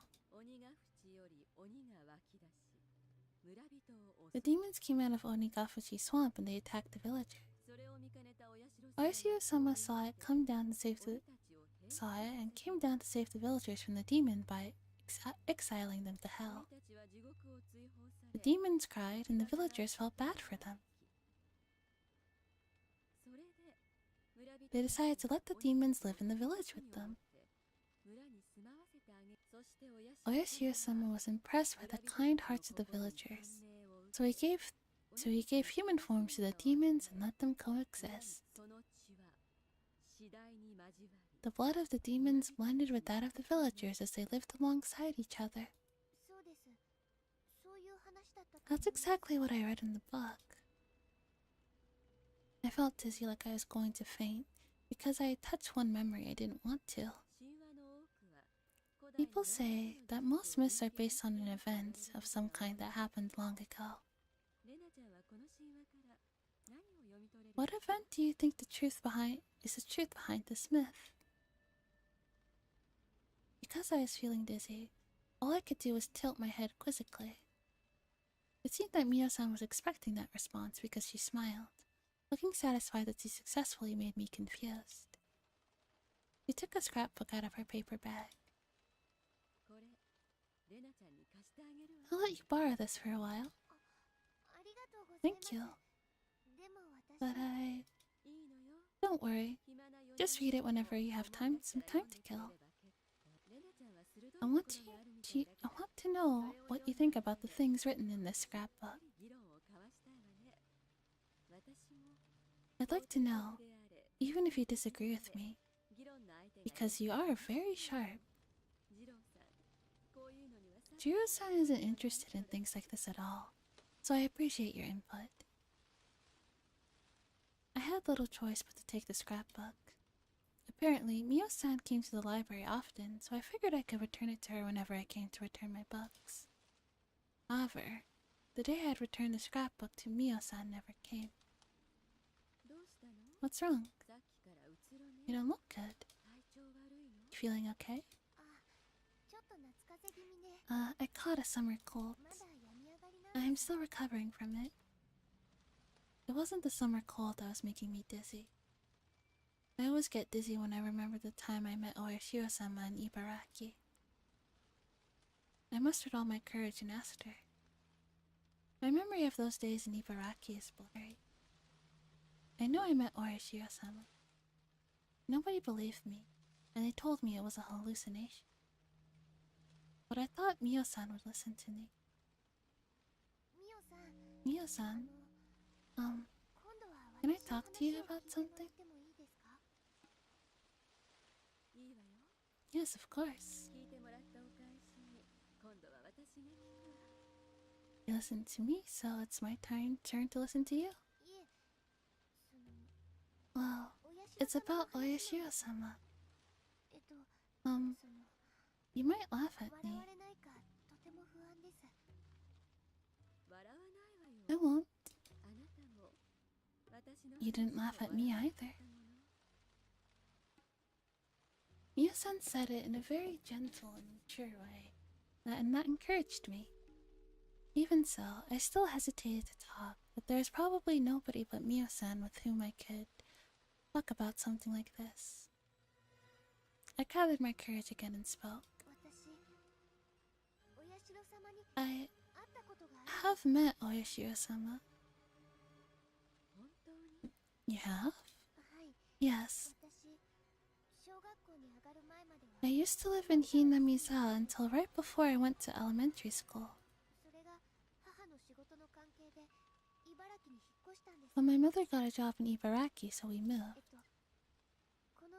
Well, you know what that means, right? Yes, I do. You broke the rule of Oyashiro-sama, which is never to leave Hinamizawa. That's right. And then many things happened. My mother divorced my father, and my family was broken. I got desperate and did some bad things. It must have been terrible. Then what happened? I started hating everything in this world, and I started feeling like everybody who was happy was looking down on me. That's when a mysterious existence started to appear. You mean Oyashiro-sama? The first time it came to me was... Please don't tell anybody about this. Excuse me? This is when I started injuring myself by cutting my body with a knife. Unravel starts playing. I cut my neck. Oh shit, that's like... You could have died. I cut my neck and something very dirty and gross came out with the blood from the wound. It was, I'm not going to laugh. Go on. The chill I felt that time came back to me. I sealed that memory away so I wouldn't have to remember it ever again. But once I unsealed it, I started remembering things one after another. Yes, back then, there was something in the blood, something crawling. It was countless dark red maggots. They squirmed up and out from my neck with each drop of blood. They wanted to stay in my body, so they crawled back through the cut.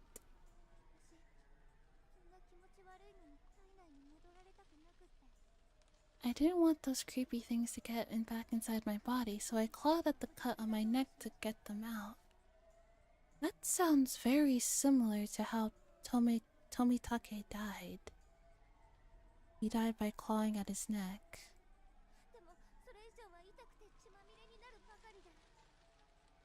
It hurts. Oh. But it hurt so much and it only made my hands and neck bloody. I got scared all of a sudden. I got scared because I thought there were that many nasty maggots in my blood vessels. So I cut a blood vessel on my thigh just to see how it looked. I thought I could see it better if it was my thigh. Then they oozed out of there too. So many of them.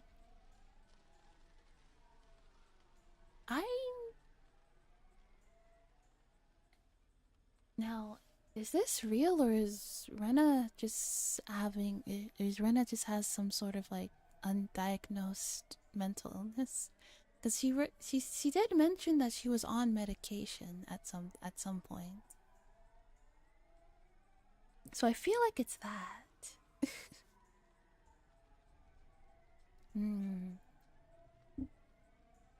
I understand Ryuku-san, so please calm down. No, you don't understand.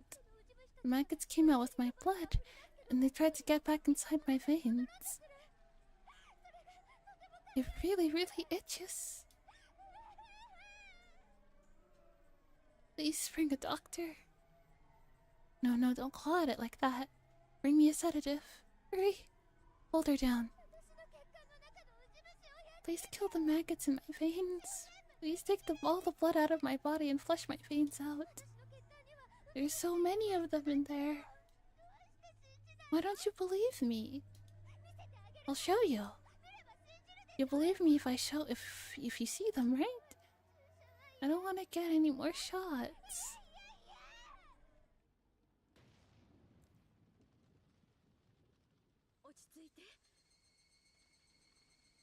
Said he jokes about this, but he's never here when this crazy stuff goes on, right?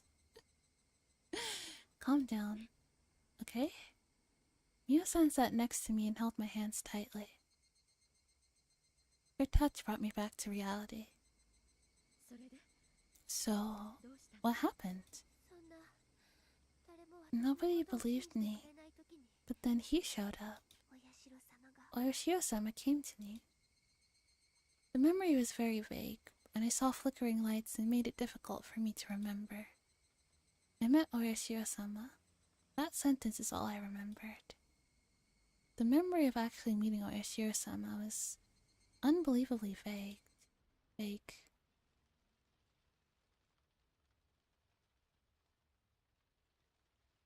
After I got out of the hospital, I continued being treated at home. I still felt something moving in my veins, so I tried to cut my body to make the blood ooze out so that I could make sure there were no maggots in there. Usually I was sleeping like the dead because of the strong pills I was taking. But one day I forgot to take the pill, and my consciousness was very clear. I felt the maggots moving in my veins, and I felt the urge to look inside. Cut a vein on my wrist. I knew it. A lot of blood and red, dusty maggots came out of the wound. I wanted to wash them off before they crawled back inside me, so I put my wrists under running water in the bathroom sink and tried to open the vein.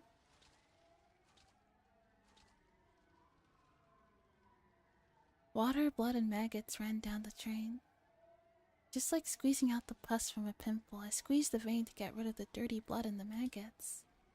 I kept doing it. My arms started to feel numb and I felt cold, but I kept doing it. I thought I might die from losing so much blood, but I kept doing it. My body was filled with maggots. I had to squeeze all of the blood out of me.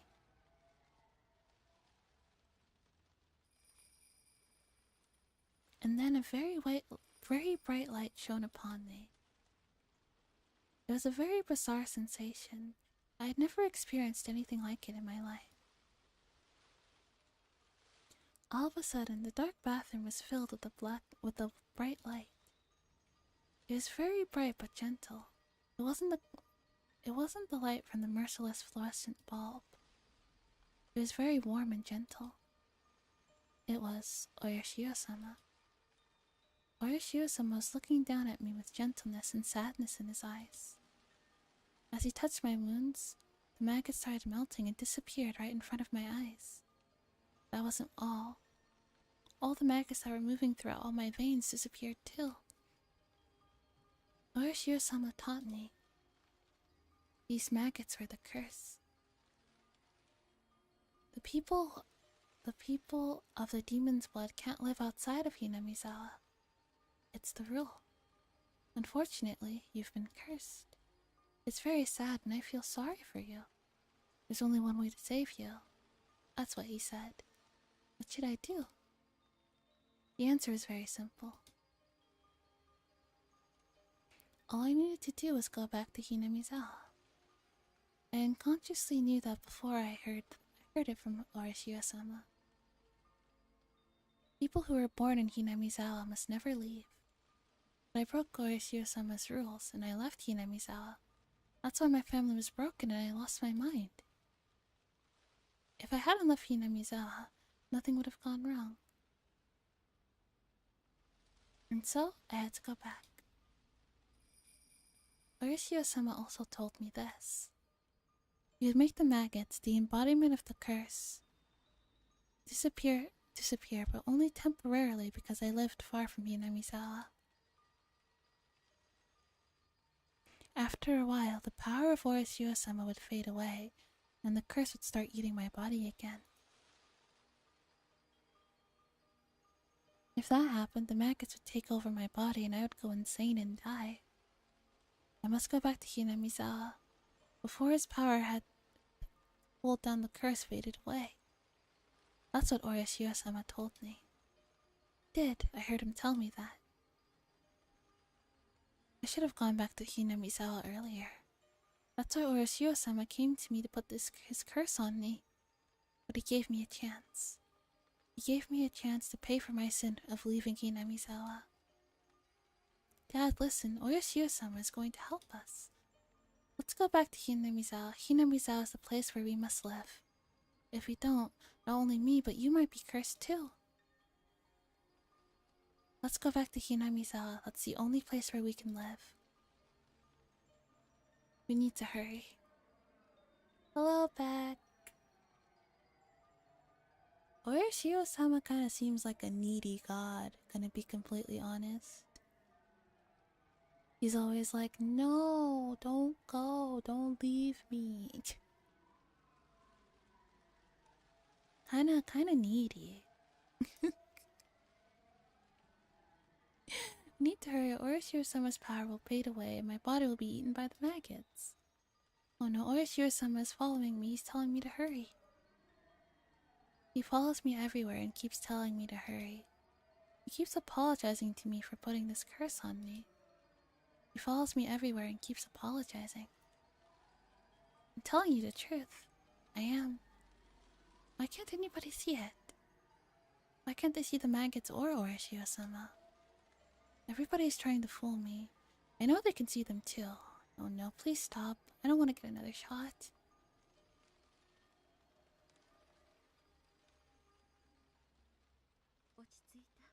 Are you okay? I was breathing hard and Mio-san was holding my shoulders. I could feel that terrible memory that I've been trying to forget was awakening. The doctors told me that the memory was just my delusion. They told me that since I blamed myself for the divorce, I unconsciously had the desire to blame someone else for it, and I unconsciously connected the desire to the folktale of Orishio-sama that I read when I was little. I got drug treatment, received counseling, and waited. I finally got better, and that proved that the things I saw were just a hallucination. The doctors asked my father to consider moving to Hinamizawa if possible. Unfortunately, he wanted to change his living environment. Fortunately, he wanted to change his living environment to heal his pain from the divorce as well. So we came back to Hinamizawa. After we came back to Hinamizawa, I felt it.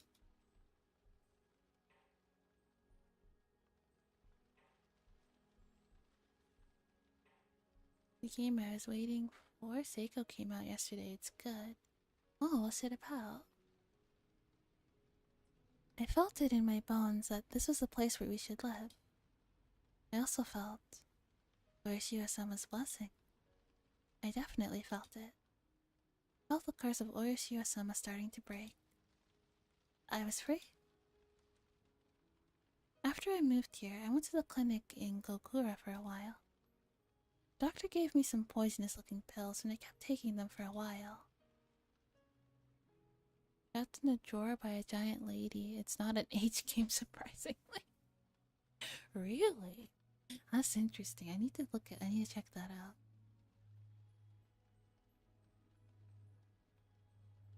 The terrible memory gradually became unclear. Whenever I tried to remember it, I could only remember the strong side effect of the pills, and it made me dizzy. And that's how I regained my peace. And then I changed my name Reina. The reason was because my name reminded me of those bad memories. I didn't want to have anything icky in my life anymore. That's why I came up with the idea of taking icky things out. I took the I of icky out from my name Reina, and there are only Re and Na left. That's how Rena was born. I like that. When I was introduced to my classmate, I told them to call me Rena. Since then, that had been my name. I'm living my new life as Rena. I cut away all the sad things that happened when I was Reina. My father still calls me Reina, but I don't feel bad as long as it was just my father and my relatives. But then, Rena came into my life one day and she called me Reina. Because she called me Reina, those colored lights started flickering again. I should stop. I should forget about it. The lights were still flickering. I'm sorry.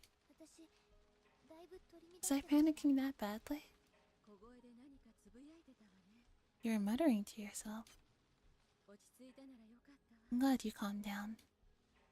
Judging by Mion's reaction, I wasn't panicking as badly as I thought I was. But I've probably had those panicked hallucinations several times. If I started screaming and yelling like I once did, they'd take me away to a hospital again for sure.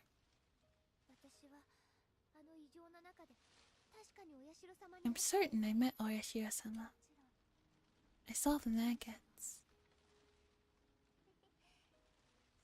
It's hard to believe, right?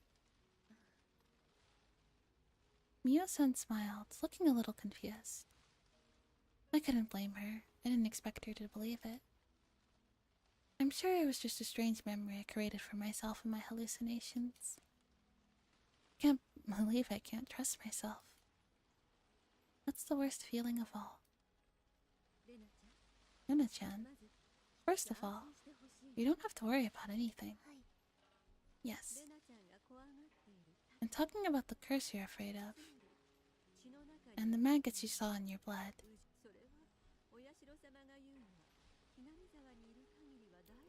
According to what Orishiro-sama said, you're free from them as long as you stay in Hinamizawa, right? Yes, that's what he said. Then you don't have to be scared. You don't have to worry about anything. You're in Hinamizawa right now.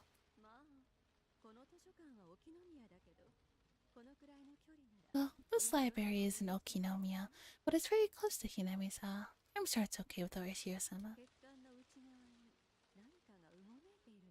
You don't feel anything moving in your veins right now, do you? No, I don't. Well, there's nothing to worry about.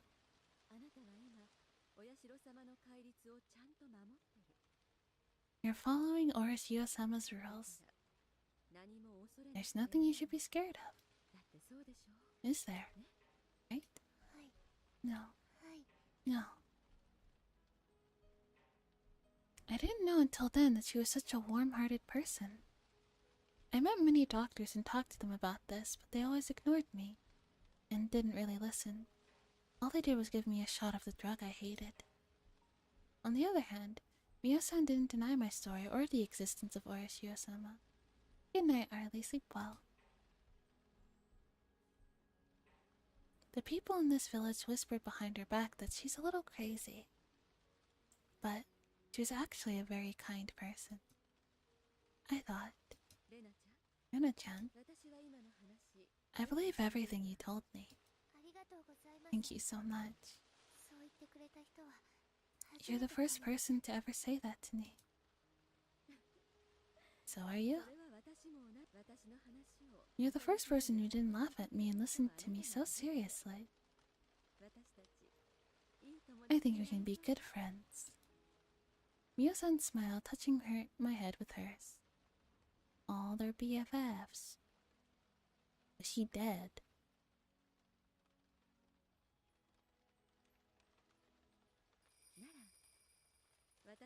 Well, I'll let you borrow my secret files and my scrapbooks. These are top secret. I don't want to show these to anybody, but you're special, so I think I can trust you. I know you'll take them seriously. She took a few scrapbooks out of her paper bag and handed them to me. Let me know what you think after you read them. There might be something in them that only you can understand. Miyo-san was acting mysteriously. Found the body. Is it yours? Who can say? I don't know. I hide many bodies around. It's hard to keep track of them all. She smiled mischievously and put her index fingers to her lips as a sign to keep it a secret. Don't tell anybody about these scrapbooks or that I'm studying this, okay? Yes, hi, hello. Fraser Skull, thanks for becoming a pack rabbit. We're keeping this a secret? Okay, I got it. If they found out that I've been studying this, they might get rid of me.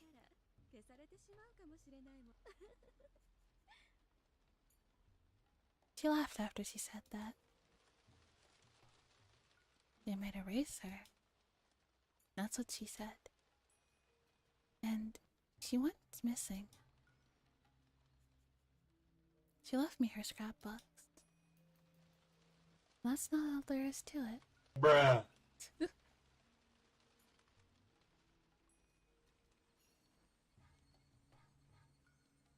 It's the way Tomitake-san died.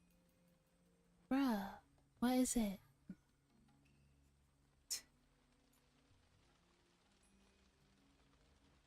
The way Tomitake-san died. Oishi-san said he committed suicide because of the state of excitement caused by some kind of drug, but I know what really happened. Bruh. I didn't tell Oishi-san about it. I didn't think he'd believe me even if I told him. Without a doubt, Tomitake-san died trying to get rid of the maggot. I already am talking in my ASMR voice though. That's kind of for non-ASMR streams.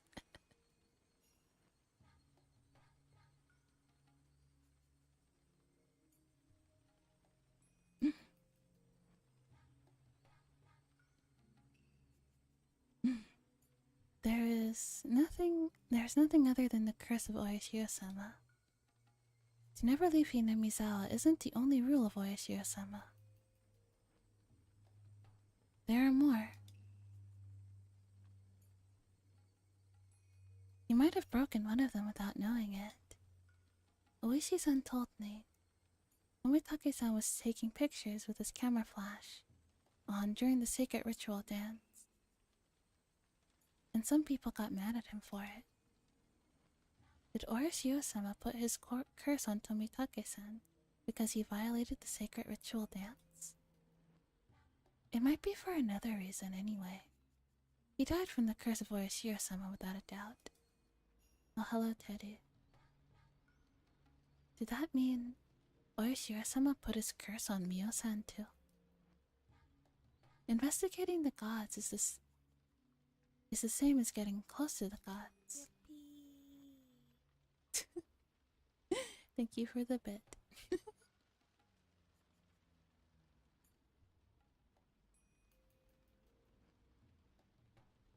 I just talked to him earlier today.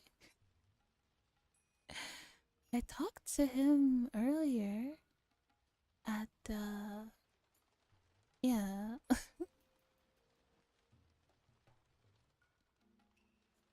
It's disrespecting them. But Mio-san told me that they might get rid of her if they found out about her investigation.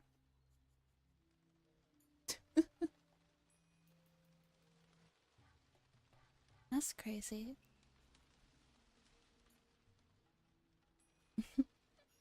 It was pretty funny though. He just wants attention.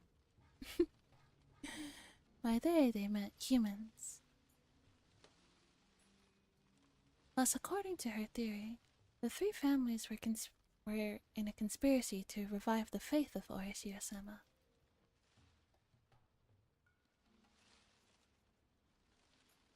I can tell by the way Tomitake-san died that it was the act of the curse. I'm certain about that because I experienced that myself. Thanks again for the bit. Yippee!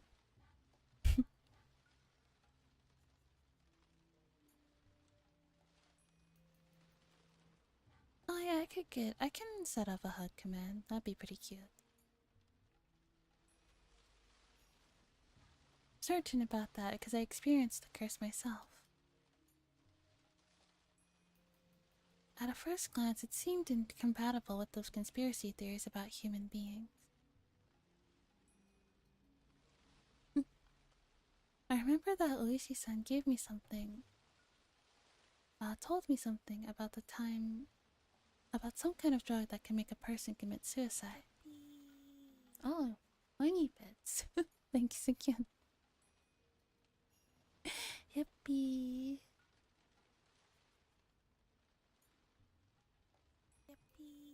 Oh.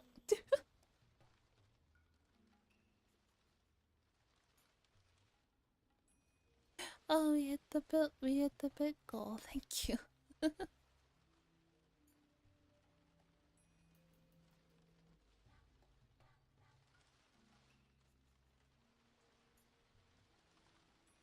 Thank you. So do the three families have a secret drug that can cause the curse of Oyashiro-san? Oh, we don't have that. It's okay. We don't have to. You're welcome. He just had to top me. Bit Wars? Apparently. Make me cry? Why?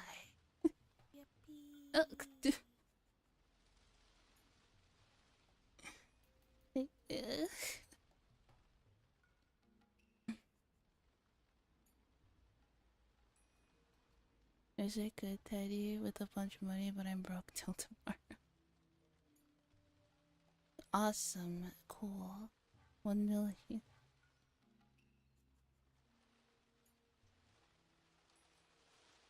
I think some people donate to VTubers because they enjoy seeing women cry. Manifesting Mr. Beast donating 100 you donating 10k. But thank you, Spacer Skull. That was very nice of you. You didn't need to do that. I appreciate that. I hope you enjoy the stream.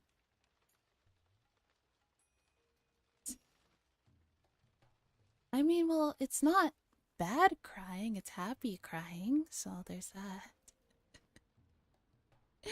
So do the three families have a secret drug that can cause the curse of Orishiro-sama? Think it's any type of crime. Oh boy.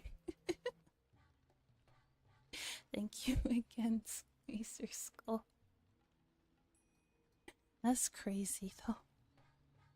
That's impossible. Plus, I didn't get any shots of a suspicious drug like that. Bruh.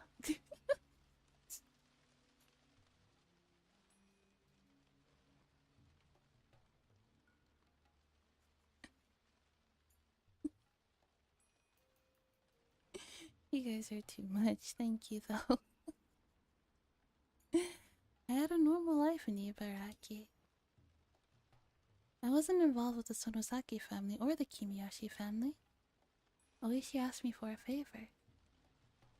He asked me to tell him secretly.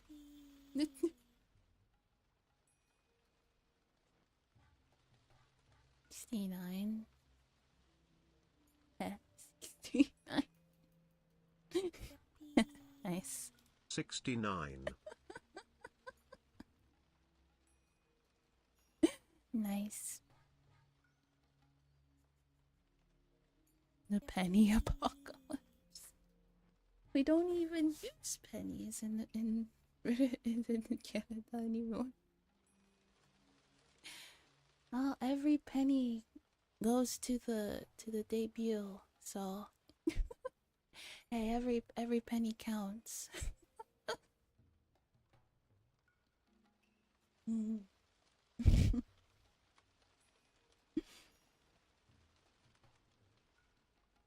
one step, one penny closer to debut.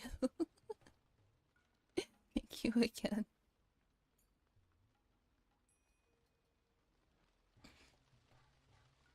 He asked me how to tell him secretly. Bruh. Or if I saw or heard anything suspicious. It could be about Mi-chan, Rika-chan, or anybody in the village. Mio believed my story about Orishiro-sama. Now she's gone. Tomitake-san died by doing the same thing I did. You have 10k bits left. That's a lot of bits. You should save that.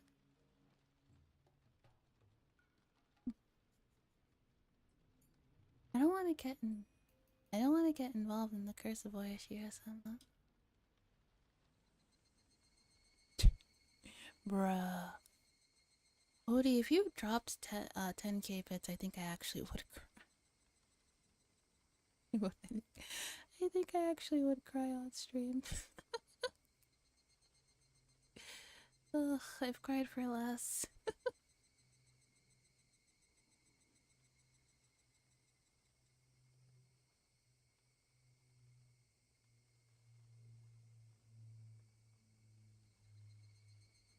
$100 subs, I would also cry about if I got 100 subs. That's too many subs. That's too much money. I always tell you guys, spend your money.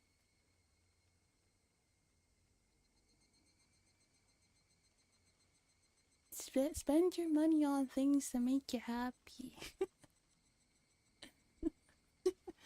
I always say that.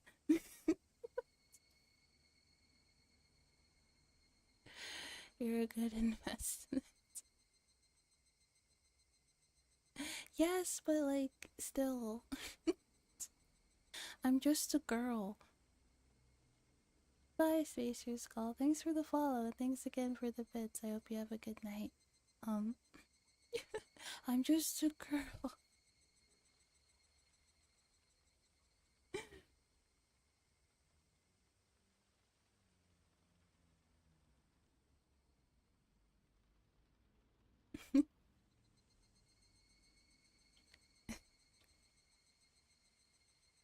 Is this a conspiracy, a group of fanatical cult members, or is this the curse of Orishiro-sama?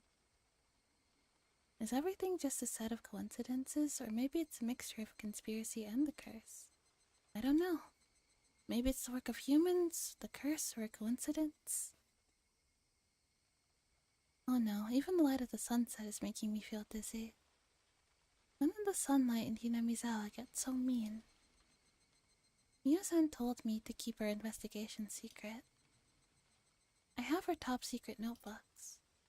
They might hold the truth about everything. When I realized that, I got scared all of a sudden. I might end up the same way as Mio-san because I have her scrapbooks. If it's a conspiracy, I'll be erased. If it's the curse, I'll be erased. I'll be cursed. I could burn the scrapbooks. That's the safest thing to do.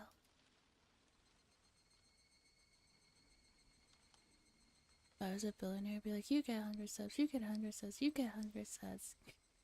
Everybody gets 100 subs.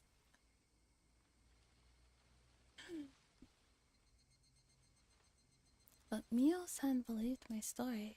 Mio-san listened to me without laughing. Money seems scarce these days, sadly. It does, which is why you shouldn't feel obligated to, you know.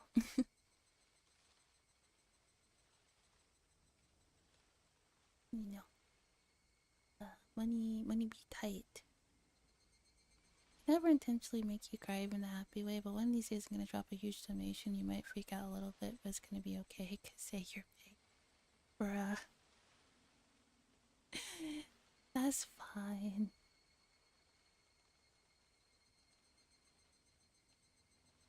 Yeah. Elon Musk definitely could. He's not going to.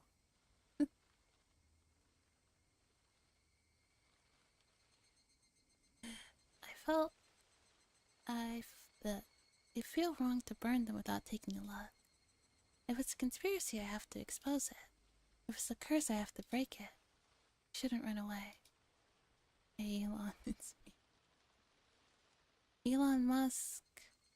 Spare change? Spare change. I shouldn't run away. I should fight. That's right. I decided to fight to seize my happiness.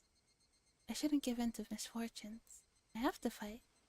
I'm going to get rid of all the things that are trying to ruin my peaceful life.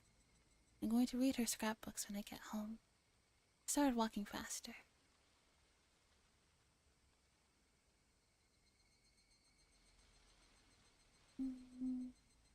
We'll read one more. Assuming this is the end. It is.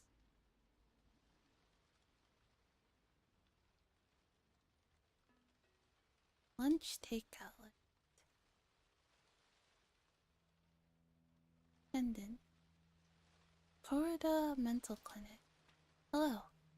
Get straight to the point. We can assume that this is an acute case of post-traumatic stress disorder.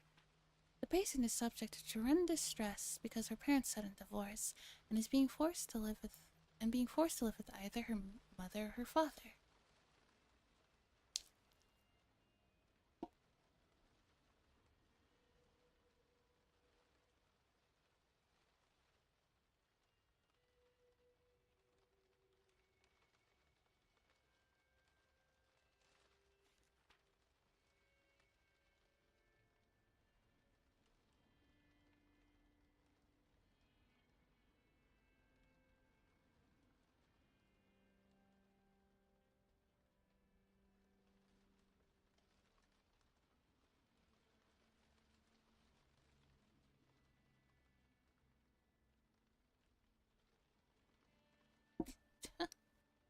Whoopsies, whoopsies, whoopsies, whoopsies.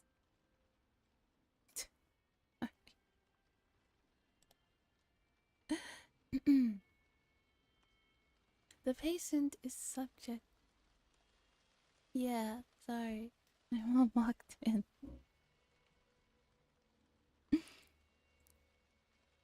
So she walked in. She wanted to tell me something, so I muted, and then I forgot to mute. Whoops, sorry. No. Get straight to the point. We can assume this is an acute state of post-traumatic stress disorder. Not playing with it. The patient is subject to tremendous stress because her parents had a divorce and being forced to choose to live with either her mother or her father. Furthermore,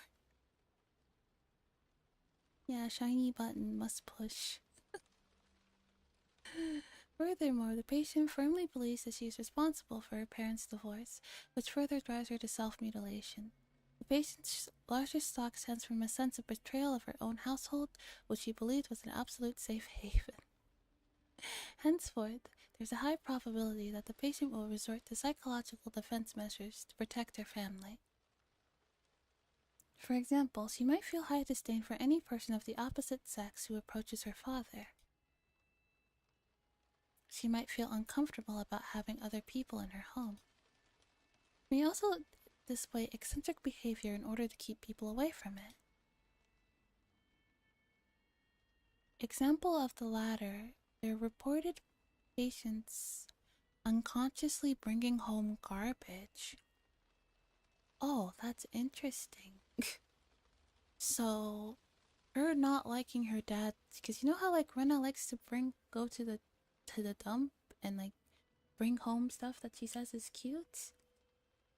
That might not be the reason. Oh, she's doing it. Oh my god. It's highly important that the patient remains in close communication with her father. By deepening the communication between the two of them, it'll strengthen their family bond and loosen up her anxiety. Since the patient only shows signs of acute syndrome in this case, there's a good chance that she'll recover within 3 months with her father's support and proper medication. However, it's common for a patient who seems to have recovered to have a sudden recurrence, a flashback, even after 10 years. Her father is still fairly young. There's a chance he could remarry. However, seeing an unfamiliar member of the opposite sex through remarriage could trigger a flashback in the patient, which may lead to avoidance behavior or hyper-awareness. Please explain this part thoroughly to the father in order for him to understand the recovery process. Oh. Should the father decide to remarry, it's recommended he should hold off. Should the father decide to remarry, it's recommended he should hold off in telling the patient until she reaches an age where she's capable of living independently.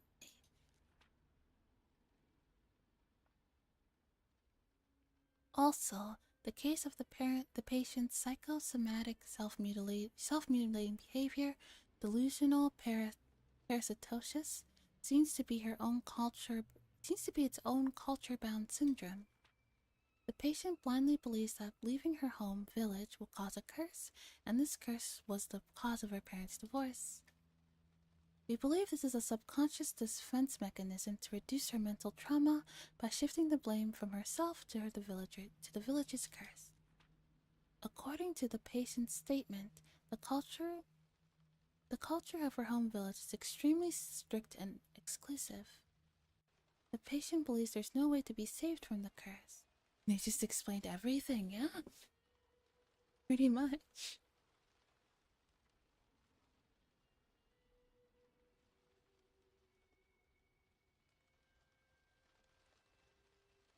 The patient believes there's no way to be saved from the curse other than by going back to the village, as the curse will continue as long as she lives in her current environment. For the hydrate.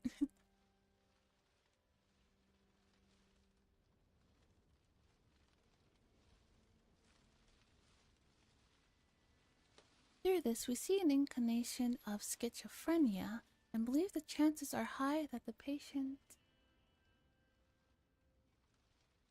Let me adjust how I'm sitting. Through this, we see an inclination of schizophrenia and believe the chances are high that the patient will continue to alter her perceived reality. Thank you. Schizophrenia, a case where a patient's personalities are reduced, causing altered perception of reality and delusions. That sounds a lot like her.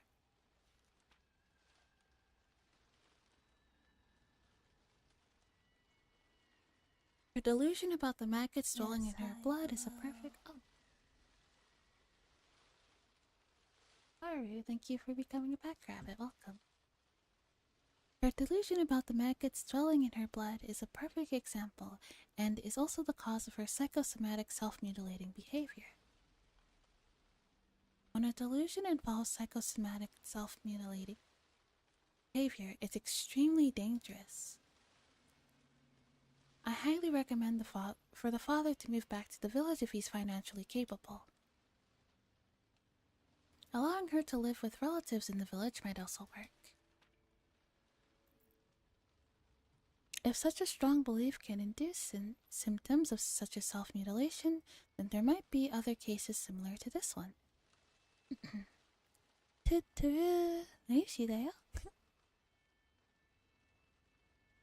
Perhaps prior medical files that document similar culture-bound syndromes may be available at a large medical institution in our local area. It'll then be possible to provide better and more accurate medical care for the patient by obtaining these case files. This B5 size letter was with a bunch of memos. The following was on the back side of the letter.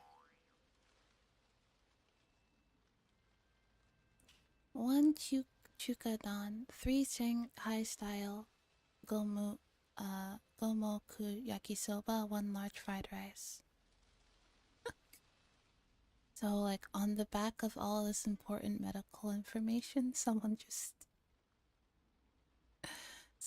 wrote the lunch order.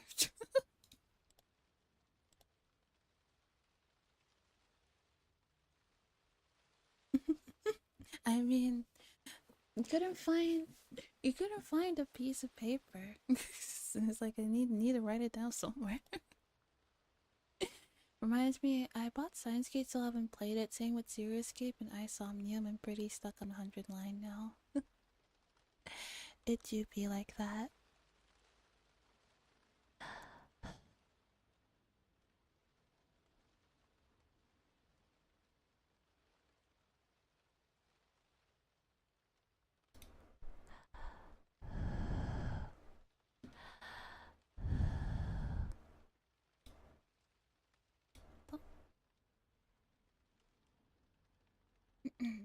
Alright. Last chapter for tonight. Actually, before we read this, I'm gonna get some more water real quick. I'll be right back.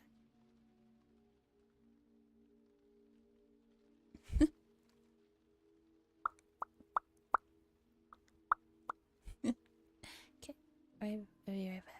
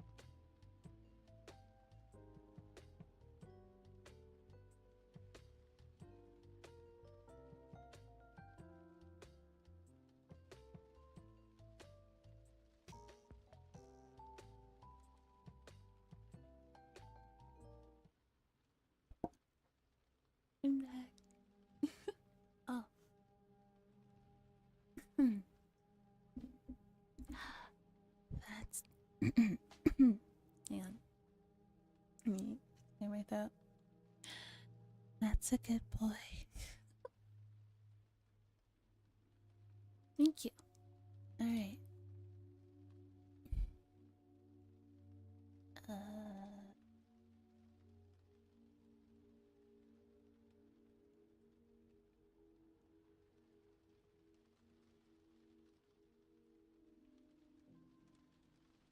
Alright.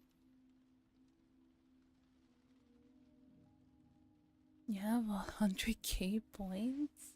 Wow, okay. That's a lot.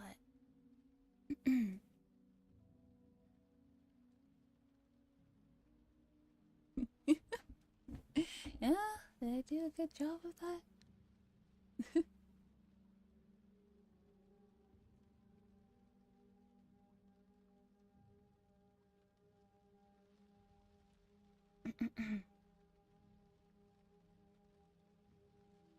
You didn't hear it?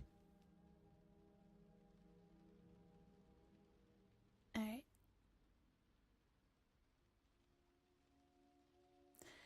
About homing ability and homesickness. If you interpret homing ability in a broad sense, you can say that most animals have a homing ability. It's the same with humans. We like to sleep, rest, and eat in the place where we feel comfortable, naming our homes. You didn't hear it? You need a free one? I also redeemed Ara. Okay. That's a good boy. And then... Ara.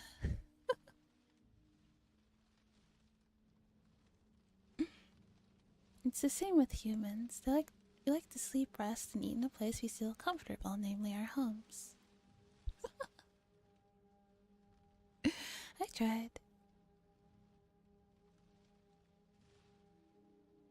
Your home to you is what nests are to animals. Therefore, we can say that humans have a homing ability as well. You didn't even get super disgusted this time. I don't know, maybe character development. Yeah, character development. I'm just owning it, you know? You know what they say, don't kill the part of you that's killed. Kill the part that cringes.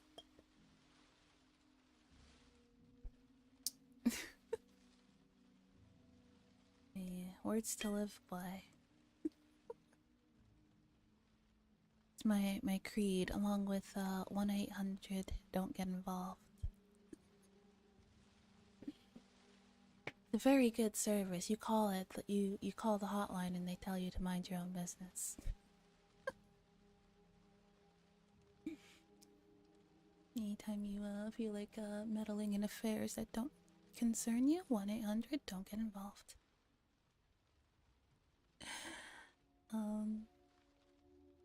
First of all, why do animals need nests?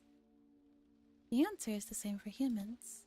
Sleeping, resting, and eating are the essential actions for survival. At the same time, those actions leave one defenseless as well. That's why you need a safe area where you can be defenseless. Everybody knows that not having the safe area results in a high level of stress. When you move an animal to a new environment, it naturally becomes stressed. When you force a person to live in a foreign land where they aren't comfortable, they become greatly stressed as well. Everybody who knows everybody knows that this kind of stress is called homesickness. The Japanese don't know much about homesickness. We define it as a mental weakness, and we neglected to treat it for a long period of time. However, homesickness has a very long history. In Europe's Middle Ages, people believed that it wasn't a mental, but rather a physical disease. People also believed that out of everyone, the Swiss got the disease the most. The Swiss, you see, were known to be an ethnic group that worked away from home in that era. They lived far away from their homes, and there were no telephones at that time, so they couldn't even hear their families' voices for ages and ages. It's easy to imagine that the young Swiss workers got homesick while working in a strange land.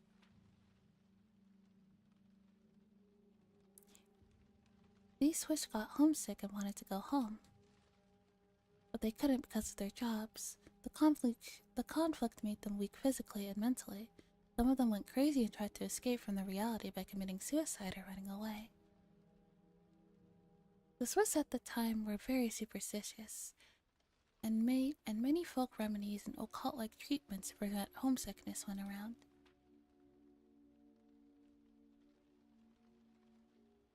Since going home was the only treatment, they must have called it a fatal disease. But it wasn't really one, of course.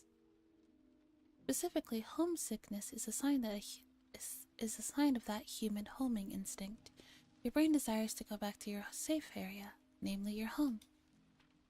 First, your brain makes you remember the happy memories of your home, and it urges you to go home in a natural way.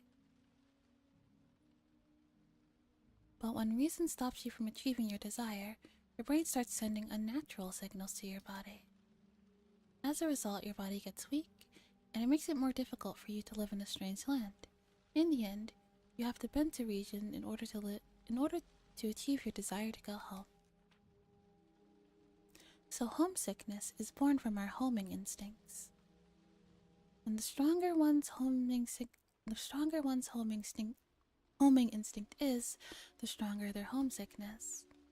The strength of that homing instinct varies from individual to individual, and depends on the environment in which those individuals live. When your home is safe and the environment you live in is dangerous, your homing instinct goes stronger.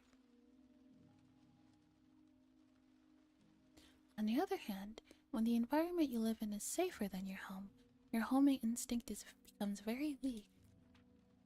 Safety isn't the only element that affects its strength. Cultural aspects affect it too. The many customs demanding families return to the home for major events varies with each region, so your birthplace's culture also alters the strength of your homing instinct. Amongst those regions, the transcendents of Onigafuchi were believed to have an excessively strong homing instinct. The people of Onigafuchi forbade their fellows from ever leaving. Many believe this was an effect of the elitism and the sense of purity I already mentioned before.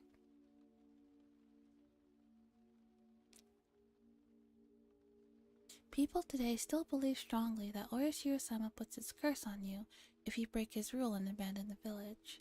This superstition can be interpreted as homesickness. If homesickness is directly proportional to one's homing instinct, then the exaggerated expression curse would signify the strength of that homesickness and also their homing instinct. I can assume that they hated the outside world and created an insular society precisely because of their powerful homing ability. Unfortunately, there's no way to measure the strength of the homing ability that the primitive people of Onigafuchi had. It was so strongly forbidden to leave the village that nobody left long enough to get homesick. However, after the Meiji era, things changed. The sacredness of Onigafuchi dwindled with the efforts of modernization. Many young people started longing for city life, and some people were forced to leave the village to get a job. As a result, villagers started venturing outside of the village borders. That was when the transcendents of Onigafuchi realized how strong their homing ability was for the first time. The residents of Hinamizawa got extremely homesick.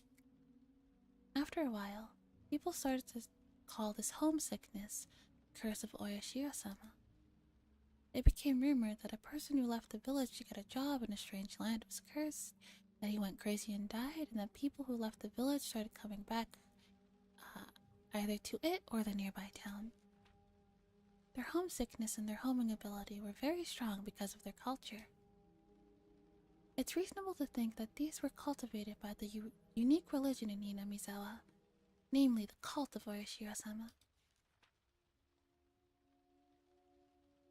From the moment they were born, they were taught the rules of Oyashiro-sama. They must have felt guilty about leaving the village unconsciously. As a result, they considered their homesickness to be the curse of Oyashiro-sama. I'm not sure if their homesickness got stronger because of the rules of Oyashiro-sama, or if they made the rules of Oyashiro-sama because of their homesickness got stronger. I don't know which came first. I got tired of reading such small print and lay down on the floor on my back. The true identity of the curse of Oyashiro-sama is homesickness? Mio-san believed my story, and she let me read these scrapbooks. That's why I expected to find something interesting.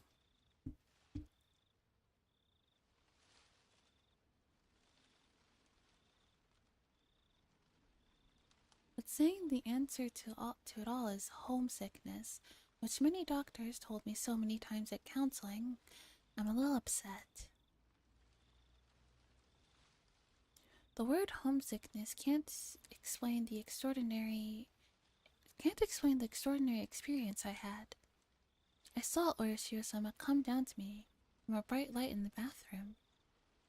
I saw the dusty red maggots come out of my blood vessels. This scrapbook doesn't explain any of that.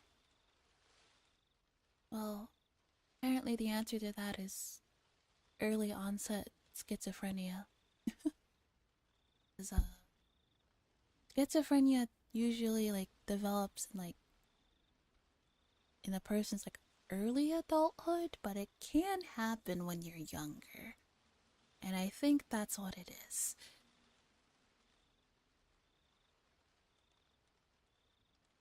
I don't understand how Mio-san was going to explain the cloud of maggots. Maybe she didn't have any explanation of that to begin with. Was it just a delusion? Yes. I flipped through another one of her scrapbooks Mio-san let me borrow, looking for an explanation of the maggots I saw. Then I found it. It had the exact title I was looking for. About maggots and the curse of Oyashiro-sama. In the Meiji era, a group of villagers were on their way back to Hinamizawa, and they started discussing a rumor about a weird disease. They said that maggots started crawling out of the wounds of a person who left Hinamizawa, and the maggots ate that person's body from the inside. The Shinto priest at the Furude shrine at the time explained that the weird disease was a sign of the curse of Oyashiro-sama. According to tradition, the Shinto priest showed the villagers an ancient scroll, and he told them that the story of the maggots had been passed down through the ages. This is what the scroll said. The world where the demons came from must be interpreted as the land of death. And the demons in that land of death have to live their lives while being eaten by maggots. The villagers who were of the demon's blood had nothing to worry about as long as they lived in Hinamizawa under the protection of Oyashiro-sama. But once they left Hinamizawa, abandoning that protection, the maggots that had been sleeping in the blood of the demons would start to awaken, and they'd eat their bodies from the inside out. This maggot disease scared the villagers for a while, and they asked the shrine to provide them with protective talismans whenever they had to leave the village on business. This is interesting, as it's similar to the way homesickness was dealt with by the Swiss in the Middle Ages. After the war started, the delusion of the maggot disease faded away, but they remained accustomed to send talismans to families that lived away from Hinamizawa. The talismans had the word maggot on them. But the most interesting part about all this is the residents of Hinamizawa didn't know about the maggot disease until the rumors began. I thought their unconscious worship made those people think of homesickness as a curse. So, this case of the previously unknown maggot disease directly contradicted the research I had done so far. It's natural to think that a group of people who were on their way back to the village were lost in a mass delusion because they strongly believed in the curse, and that the Shinto priest took advantage of their state of panic to instill a deeper faith in them. But I'm not fully convinced that this was merely a coincidence, and that this mass delusion matched the story told in the picture scroll. I wonder if it's possible to see maggots in a wound without having prerequisite knowledge when a person is cursed by Orishio-sama. I wish Orishio-sama would put his curse on someone I could study. I'd love to see those maggots coming out of someone. I felt as if Mio-san was there and making that request of me. Remember, when she gave me these scrapbooks, she said that I might be the only one who could understand them. I felt good for just a moment, because I found out that the maggots weren't a delusion. At the same time, as a soldier once said, maggots.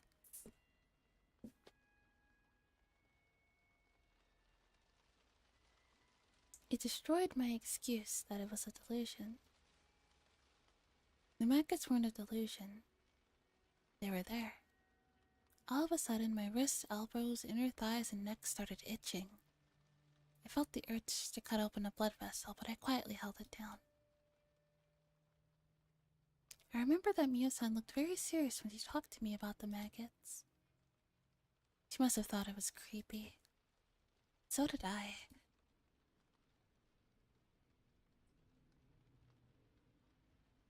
While I was crying because nobody believed me, a part of me didn't want to believe that my body was filled with those creepy things. I think a part of me wanted to believe it was a delusion, but now I know it wasn't. It wasn't a delusion, and there are some people who had the same experience. Maggots in the demon's blood will awaken when you lose the protection of Orishio-sama. In other words, they may not awaken under the protection of Orishio-sama, but all the villagers still have maggots in them without knowing it. People of the demon's blood are people who have the creepy maggots in their bodies. I tried not to jump to conclusions and flip the pages again. I unconsciously looked for something related to maggots. About parasites and control of the host. The maggot disease made me think about something. Is it possible to say that the extremely strong homesickness of Hinamizawa is an infection disease caused by some kind of parasite? I'm not trying to connect the maggots they saw with parasites. I'm trying to think about the possibility that their culture, their religion, might be associated with an infectious disease. Many infectious diseases are caused unintentionally by parasites. A parasite's host is literally its home.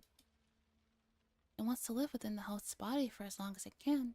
The best way to do that is to coexist with the host without the host knowing it. But some parasites try to control their hosts and use them for prosperity.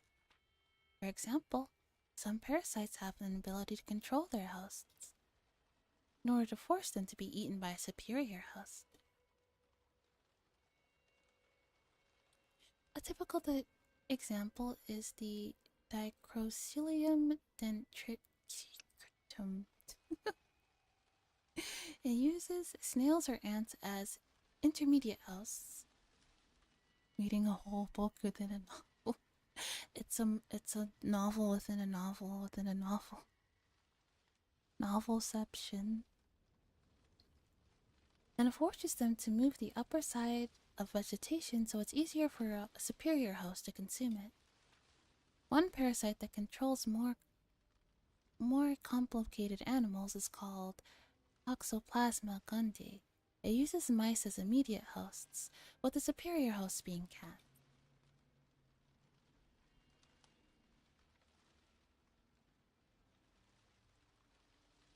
This parasite makes a mouse lose its fear of cats in order to increase its chance of being eaten, so the parasite can live within a cat instead. There are parasites that choose hosts at random. The rabies virus is commonly known for that. It lives and breathes in the brain of the host, and it moves into the host's saliva through the salivary glands. I don't think I've got a full play of any of your games. No worries. It happens. I think I'll make sure at some point I'm gonna like clean up the archives on the YouTube channel, like put them all in like a playlist, put like timestamps on it and stuff. Yeah, I think I'll do that. Makes the host extremely aggressive in order to make it bite things randomly, so it can in turn move to other hosts through the saliva. That's what rabies does. Many parasites have a similar ability to control hosts to their benefit. The examples I used above are about parasites that move into other hosts to prosper. Yeah. But I think there must be some kind of parasite that controls its host in order to have a comfortable environment in which to live. I want to try and connect this theory to the abnormal homing ability and homesickness of the Onikafuchi residents. Let's say there's some kind of parasite that exists in Hinamizawa, and it lives within all of the villagers' bodies. For the parasite, Hinamizawa is the most comfortable environment to live in. It gives the host a strong homing ability in order to make them stay in Hinamizawa. Furthermore, it causes the host to get homesick whenever they ignore this homing ability and try to leave. Parasites need hosts in which to live. It's convenient for them if their host builds a community in the environment where it feels comfortable. This theory makes it easier for me to explain the mysteries I described earlier. The transcendents of Onikafuchi knew about the existence of this parasite. They knew that, and as hosts of the parasites, they couldn't leave the village. That's why they created a culture and rules that prohibited contact with the outside world. It also explains why people acted so abnormal during the dam conflict. So, the demons that came out of the swamp in the legend of Orishiro-sama can be interpreted as the mass spread of the parasite. The story about the demons attacking the villagers must be a metaphor for the behavior of the infected villagers who were controlled by the parasite. This theory is too crazy. I should have just laughed about it. But I felt bad for Mio-san, so I decided not to. Hinamizawa is controlled by a parasite? You could use that theory to explain how the maggots came out. Of me. Felt a bit dizzy, but I was so confused, and a part of me thought it was ridiculous. Another part of me thought it was more convincing than any curse. Do I believe it? No, I don't think so. I think it seems more. It might be more akin to like mass psychosis. You know. You think we're in Resident Evil 4 situation? You know, cause like, when a bunch of, cause like mental illness can kind of like, for lack of a better word, spread. You know, like if a bunch of people are all like mentally ill together and they're all like exchanging the same ideas, like other people can kind of pick up the same symptoms, you know? Yeah. I think that's what it is. Yeah. I don't. The parasite theory seems a bit far-fetched. I mean, so does like the curse of Orishiro-sama also seems far-fetched, but like, Yeah, I'm not 100% on the parasite theory.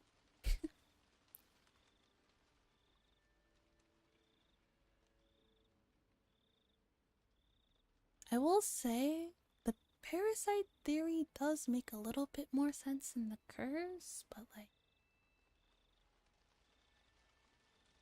Curse of Orishiro-sama is far-fetched but makes sense in universe. Yeah.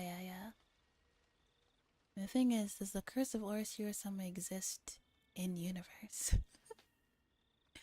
I used to think early in the earlier chapters I thought that Orishiro-sama was real, but now not so much. Now I'm like, I'm not sure about that.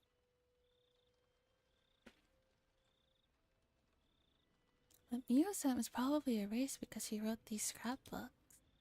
If so, the contents of these scrapbooks must be something they can't ignore. They try to get all of her scrapbooks and consign them to oblivion. What if they notice some of her scrapbooks are missing? I felt a chill running through my spine. I have to keep it a secret that I have these scrapbooks. I'll have to try and understand more about their contents. I remember Miyo-san told me that the three families were behind a series of mysterious deaths, and that they're trying to resurrect the cult of Orishiro-sama. According to the theory I just read, the parasite must be trying to maintain the current environment of Hinamizawa. The healthiest environment for it is a completely closed village, just like the primitive Onigafuji. It must be very comfortable for the parasite if no hosts go outside the village.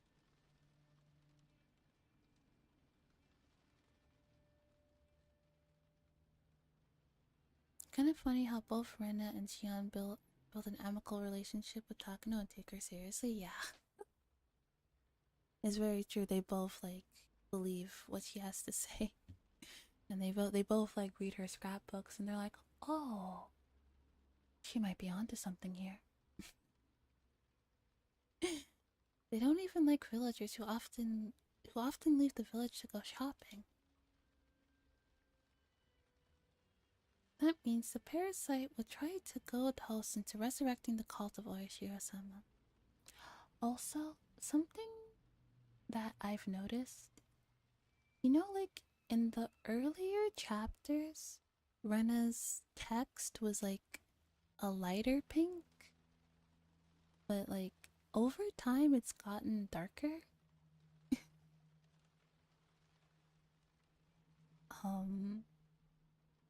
And is that because she's spiraling? It suits her descent. Yeah, she's spiraling. I remember there was an article in the scrapbook saying that the demon's blood runs thickest in the three families. Yeah, I love subtle storytelling elements. Yeah, me too. Yeah. Yeah, isn't it? Yeah, visual novels are great. That would mean that they have a larger amount of the parasite in them than the other villagers, and that they're under its control. The three families seem to be planning to bring the village back to the Onigafuchi era. Reviving the Wata Nagase festival after the dam conflict can be interpreted as their desire to revive the faith that started to fade away during the Meiji era.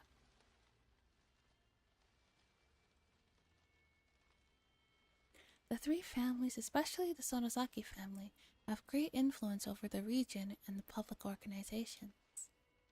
What's going on here? I thought this just to be a poorly written theory, but the pieces fit together one after another. I will say, Rena is obviously not all there mentally, but like, she's definitely looking at this more objectively than Shion did. Shion was just using this as this theory to like confirm her own bias against Satoko and everything. But Rena is like trying to look more at the bigger picture. Even though they're both, you know, they both have a screw loose.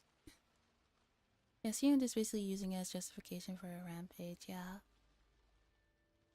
I never played a jigsaw puzzle as crazy as this. I felt my brain swirling due to this absurd theory. Part of me thought this was ridiculous. Another part of me thought I might be about to expose an unbelievable truth. When I tried to look into the center of it, I felt that it was going to fall into the whirlpool and drown. I'll have to devote myself to reading more seriously. There must be some truth to this. It caused misfortune and made my life miserable after I moved to Ibaraki. I might be able to find the truth, including the cause of my parents' divorce and my desperate behavior.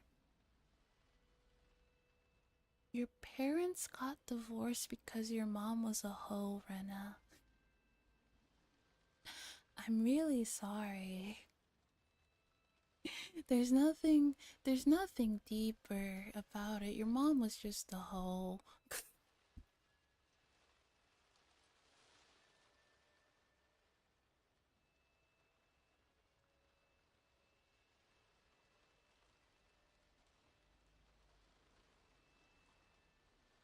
I was more in love with the idea of Satoshi and the idealization of her revenge against those who wronged him, but Rena is more objective about it and cautious, yeah.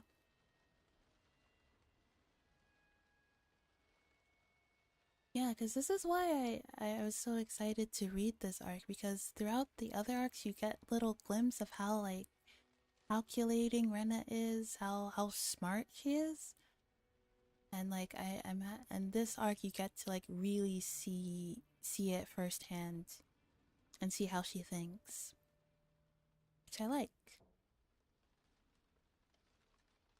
Right then, I heard a knock at my door, all of a sudden scaring me. I hid the scrapbooks under a cushion. Reina, you have a phone call.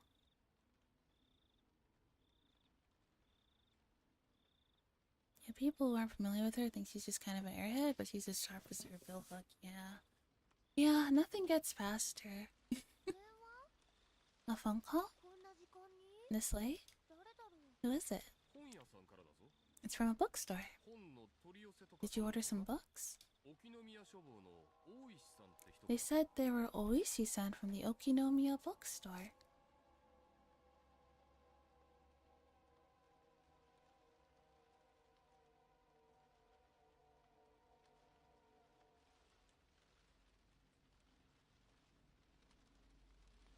They found the bodies, didn't they?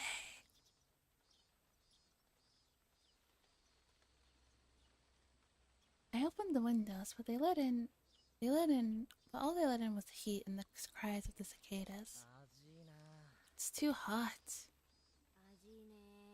It really is. It was break time between classes, but we really couldn't get any rest. Mia and I leaned on our desks, exhausted by the heat. The younger kids sure are tough, considering how the heat wasn't bothering them at all.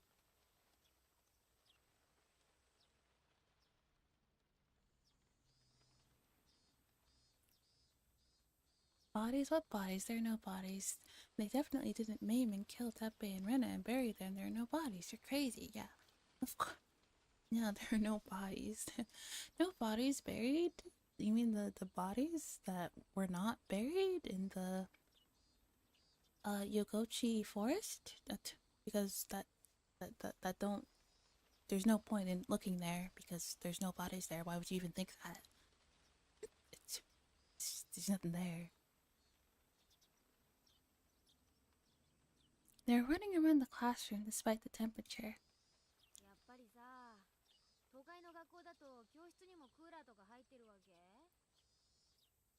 Do schools in the cities have air conditioning in their classrooms? No, they don't. Only the teacher's office gets to have air conditioning.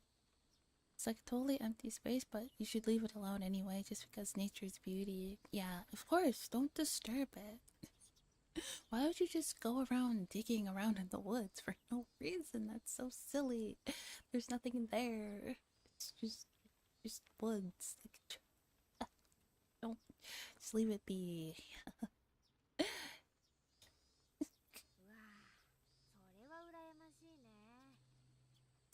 And like, you know, like, and like, hypothetically, if someone did want to bury them, like, it'd be way too much trouble to bury like two full-grown adults. So like, obviously they'd have to be chopped up, and like, who would have the time to do something like that? Surely not me. I don't even know how to do something like that. So, I. Oh, it's better than nothing. If I were a student at a school like that, I'd attack the teachers and take over their office. Yeah, like, especially out in the woods. Like, who would carry all them chunks out there to some random spot in the woods? It's crazy. Ain't no way. Exactly. Like, absolutely. No. No way. Yeah. You'd be the first student ever to do that. I didn't have the energy to laugh. Mia and I stopped talking and used our notebooks to fan ourselves. I looked at the empty seat nearby. It was Rena's. Rena didn't come to school today. She called and told Tie-sensei she couldn't come because she was sick. Good night, Jay. Sleep well. Rena seems to be feeling down these days. Yeah. Probably got tired from the heat. Do you really think that's the reason? Yeah, why? I think it's the incident. Maybe. It's probably both that and the summer heat. I can't even imagine how distressing it was for her to commit a murder, dismember the bodies, and get caught by her friends. The incident that we all agreed to never speak about again, Keiichi Maebara? Exactly. You're not talking about it because it never happened? There's nothing to talk about, sir. We took each other's hands at that place and we united. All of us believed that we had closed the case there and we regained our peace. But was that easy? Was that as easy for Rena as it was for us? She must have not quite recovered yet.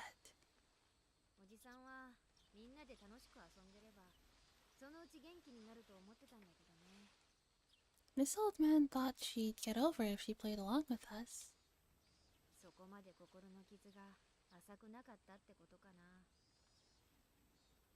But I guess her pain ran deeper than I thought. What should we do? To cheer her up.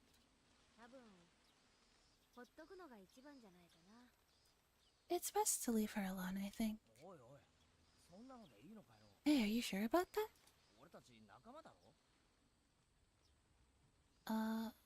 We're her friends, you know? Well, it's like homesickness, you know? You get lonely, so you want to call home just to hear your mom's voice, but it actually just makes your homesickness worse. That's crazy. Weren't we just talking about homesickness? Were we just talking about homesickness? When you're feeling lonely, the best thing to do is devote yourself to sports or something you like for that change. Something you like, or something like that for a change. I want her to do club activities with us, but she doesn't want to. I don't know about her, but people usually have a desire to depend on somebody. You want to depend on somebody who supports you and sympathizes with you. Haven't you ever experienced that feeling? When you can't stop depending on somebody when they try to cheer you up? Oh, I don't know. Completely depending on someone means it means trying to earn even deeper sympathy from them. At that point, even though you're trying to comfort them, they just slip further and further into depression.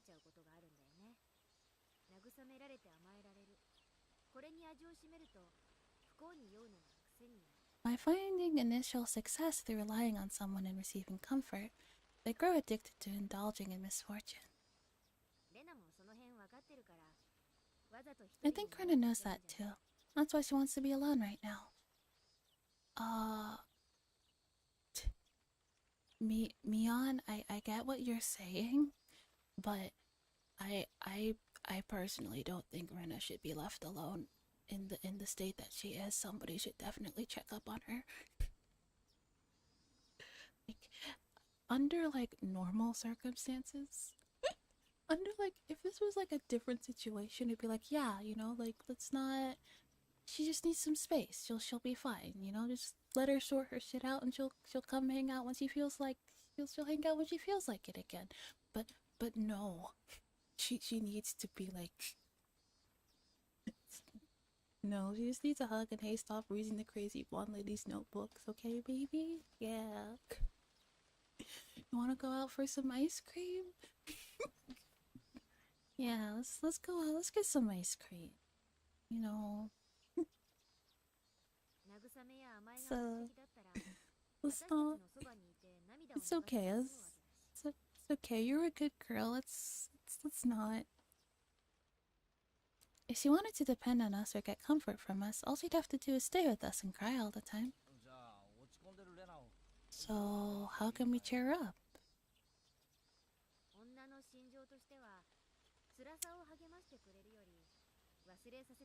I think she'd appreciate it more if you tried to help her forget her pain than if you tried to cheer her up. Don't comfort her and don't cheer her up. There's nothing you can do, is there? That's a golden rule for psychologists, did you know? Mental trauma can only be healed by the person who has it. And yeah, that's true. You can go to like all the therapy that you want, but at the end of the day, if the person doesn't want to get better, they won't.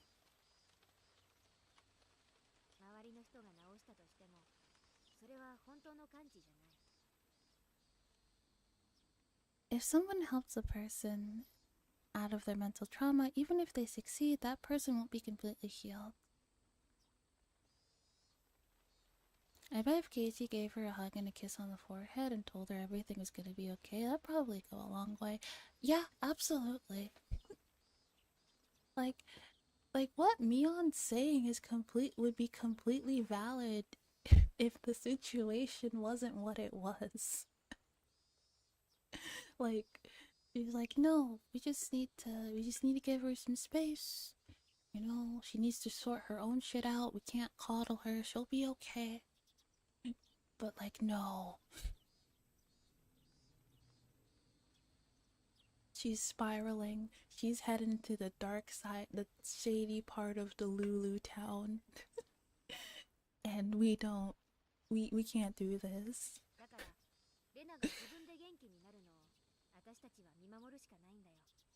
So all we can do now is wait until Rena heals on her own. I understand the idea. I just don't like how cold it sounds. Gonna be taking up residence next to Shion soon at this rate. Oh god. I clasped my hands on the back of my head, looking at the ceiling. Neon laughed. Rena will be fine as long as she has someone like you to worry about her. I'm sure she can pull herself together. So all we need to do is be close to her? I don't know about that. There is something you can do, Keiichi. Rika-chan spoke up. I wonder how long she has been listening to our conversation. What is it? You can listen to her when she wants to talk to somebody. Is that all? I just listen and I don't need to make her feel better? Kei-chan, people feel better just by talking to somebody. I like the aesthetic to the background in the classroom. Yeah, me too. I like the original backgrounds have a nice charm. Rika does have the right idea. She absolutely needs somebody to talk to. She needs like she she can't be left alone. She needs help. She's not okay.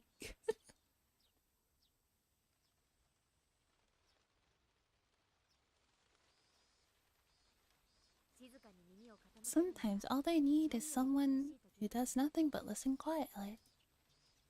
And Lord, someone help that girl, please. Right? Just like me said, I think it's important for us, as her friends, to be there for her whenever she wants to talk to somebody.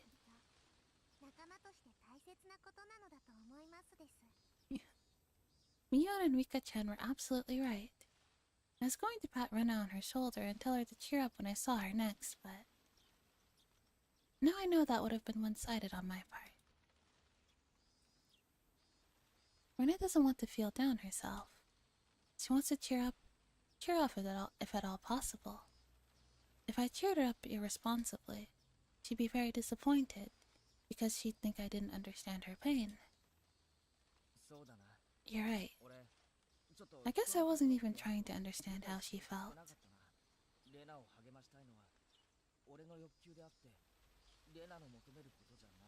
I want to cheer her up, but now I know that that's what I that that's just what I want to do, not what she needs me to do.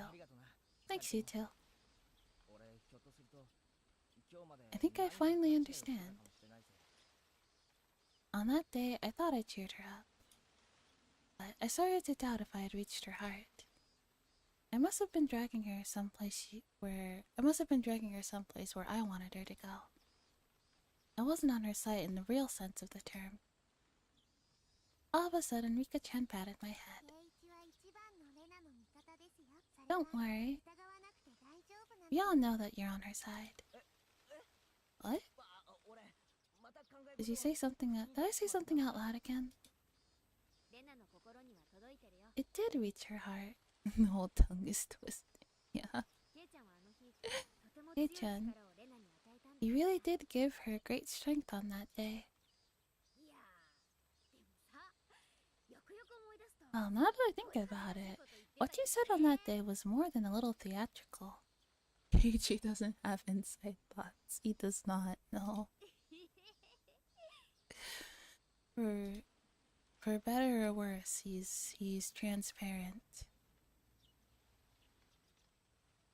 We heard footsteps from the hallway, and everybody started to head back to their desks. Take your seats, everyone. President, if you would. All rise.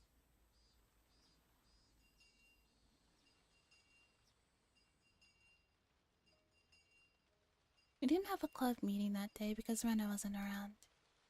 That worked out for me, because I had an errand to run. It wasn't a big errand. My mom wanted to use her point card to get some detergent. I didn't see the point of going all the way to the store just to get detergent, but my mom told me to go because she was busy helping my dad with his work. I started walking towards the shopping center. I noticed someone was watching me, hiding behind a distant tree. I wonder who would do such a mischievous thing. I stared at them to find out who it was, at which point they emerged. Oh? Anna? Are you feeling better now? I was about to say that, but I swallowed the word. Somehow, Rena looked very serious. What's going on? So, thinking about it, it's 1983. What do you think the odds are that Eiichi's dad is the kind of nerd who'd paint Warhammer minis? That's a pretty... I don't know. I mean, that's a pretty... I'd say the odds are pretty high. You know, they used to live in Tokyo, didn't they? They would, you know, there'd be hobby stores like that that would have that.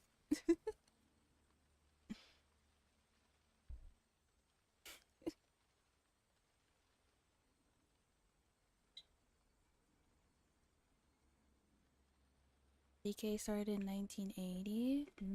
Maybe.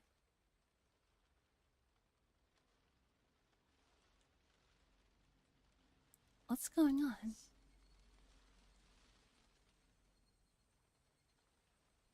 When I put her index finger to her lips, told me to be quiet and looked around carefully, and beckoned for me to come over.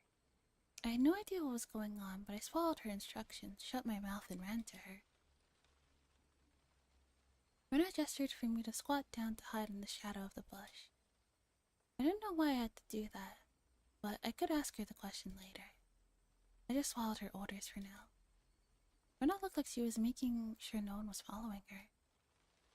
If it was Mion, she'd do something like this to fool me as a joke. But I know Rena doesn't do stuff like this, do things like this just for fun.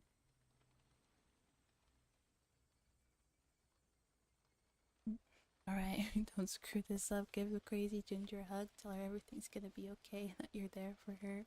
Yes. I had no idea what kind of situation I had gotten myself into, but I could feel how tense it was, and I made myself as small as I could. Good. It's okay now. I'm sorry. The tone of her voice made me relax a little.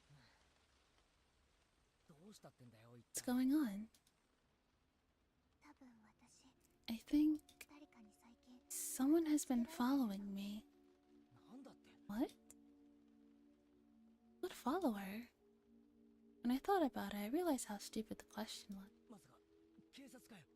Is it the police? Rina, Mamiya, and Tepe Hojo. Or Rana, right? Two people disappeared. Even though they were awful human beings, the police had to investigate if they found out they had gone missing. Chion's imaginary BFF. Yeah. It probably wouldn't be difficult to find out. Rena had often been to Rena had often been to Rena's house. But it should be okay. As long as they didn't find those bags, it should be okay. I don't know if it's the police or not, but I feel like someone has been watching me since the night of Watsunagashi. What do you mean? Once I asked the question, Rena stared directly at me with a blank expression.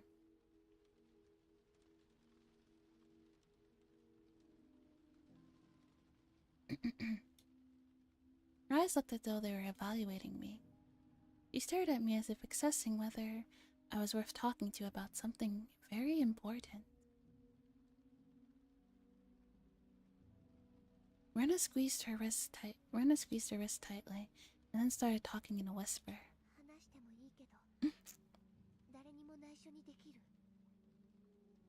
I can tell you. Oh, fuck. Hang on. Yeah, I can tell you what's going on, but can you keep it a secret? Yes, of course I can. If you want me to keep it a secret, I won't tell anybody. Okay. I trust you. He smiled and looked around one more time. They might be looking for Mio-san's scrapbooks. Mio-san? Oh, the nurse. Takano-san? Oh, what about her scrapbooks? The police are keeping the investigation under wraps, so I'm sure you don't know. Mio-san was murdered. What? What? When? She told me to be quiet again. I lowered my voice and let her continue. On the night of Watsunagashi, we met Mio-san and Tomitake-san, didn't we?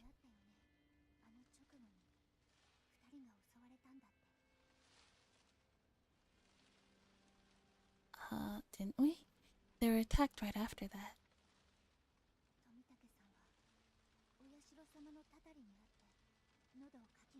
I don't know, maybe Mia just decided to self-immolate herself for the lols. I mean, she's kind of freaky like that.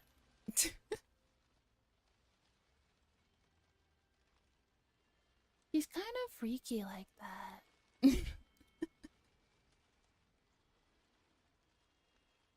So, it's not... I wouldn't be surprised. She could have done it, you know? Tomitake-san was cursed by Oyashiro-sama. He clawed out his throat and died.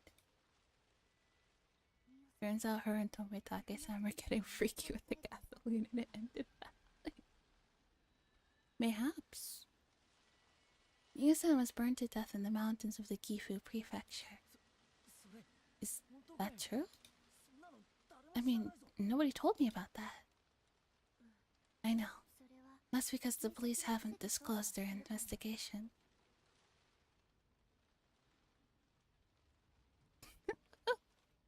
With the Charizard, she went up in smoke.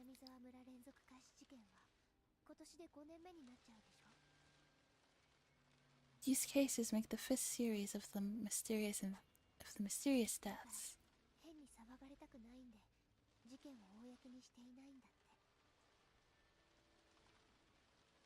So the police have decided not to go public yet. I see. I understand why the police are keeping quiet, but then... Where did you hear this? Can you keep it a secret? I've been in contact with Oishi-san. He's a detective from the Okinomiya police department. He told me about the case.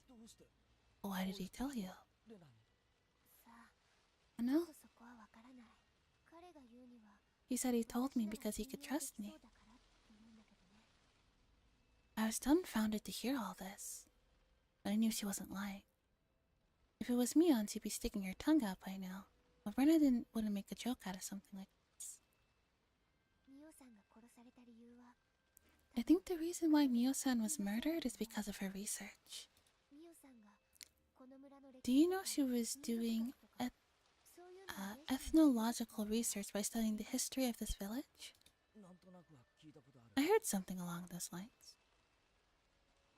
Takano-san was interested in the occult and in mysterious things. I remember Mion once told me that she was studying the village's legends of man-eating demons out of curiosity.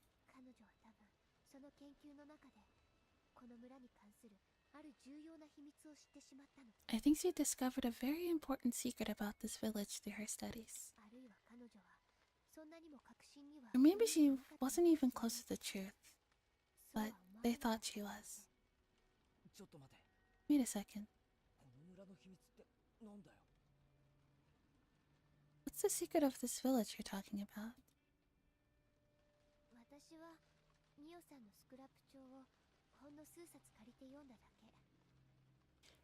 I just read a few of their scrapbooks. But those were the ones she was handling with extra caution. So I think they're pretty important things written in them.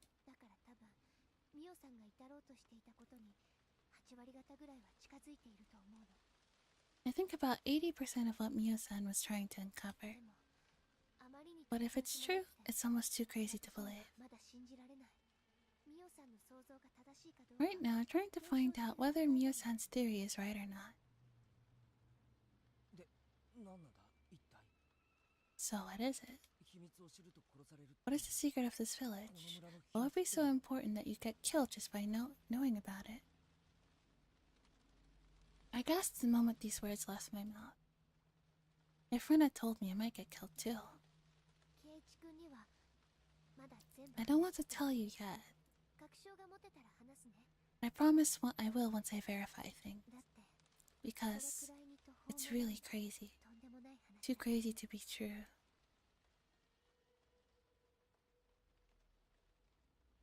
Takano, as he's emulating in the barrels, that's just a theory. A Hinamizawa theory. Thanks for watching. What do you mean you have to verify things? Yeah, they're not telling They're not telling us things just yet. We still have like a couple more chapters to go. They're not telling us everything. For example, I myself serve as verification that the maggot disease can occur without any background knowledge, but there are a lot of things I need to verify.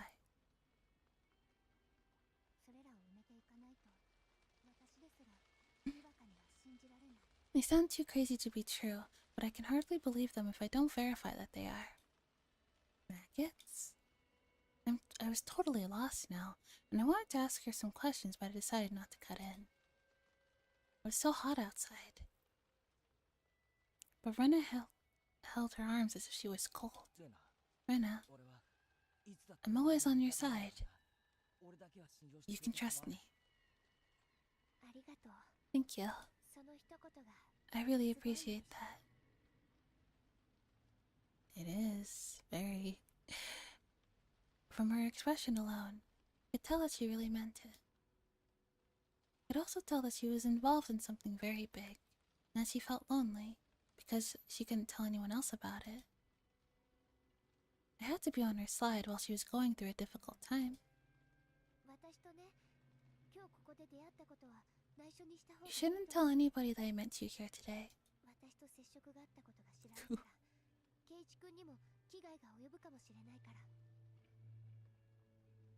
Ugol-daki.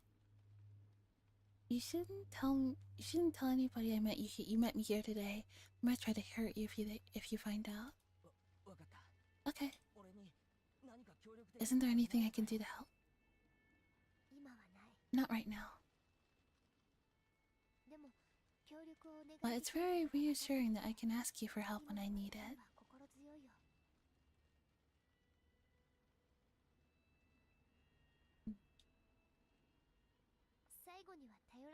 I'll depend on you someday. Yeah. Anytime. A car is coming. When I pushed my head into the bush, I went along with it and crouched down even lower in the bushes. I stayed quiet for a while. I could hear a car coming closer, and after a while, a white man passed by. I was surprised at her hearing. She heard the car coming, even when it was still far off in the distance. Did you see its license plate number? No, I'm sorry. Wait a second. Don't people with schizophrenia also tend to, like, kinda get caught up in, conspiracy theories? Like, they become, like, very, very paranoid? Yeah.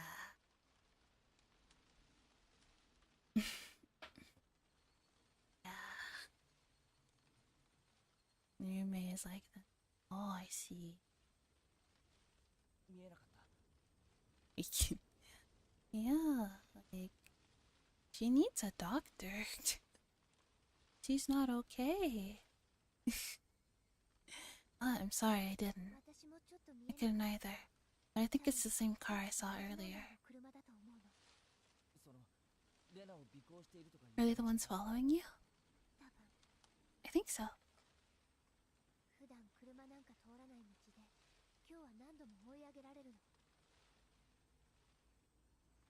It passed me many times today on the street, where nobody usually drives.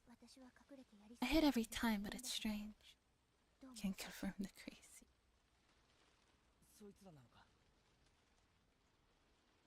Are they the ones? Are they the ones who killed Takano-san and Tomitake-san? Are they looking for the scrapbooks you have? Most likely, yes. I don't blame her for not being able to believe what's going on, because this is really crazy. Takano-san uncovered something really significant through her studies. And paranoia is setting in, yeah. People who want that information hidden found out about it, and they killed her on the night of Watanagashi, copying the curse of Oyashio-sama. They're looking for the scrapbooks, the fruits of her research, and Rena has them. That's why. Are they trying to kill Rena? What about your house? It's safe there.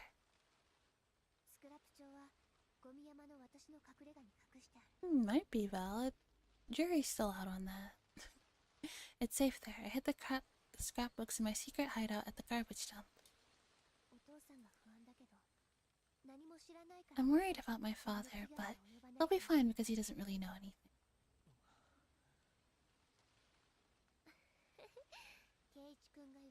It's written on your face, Keiichi-kun.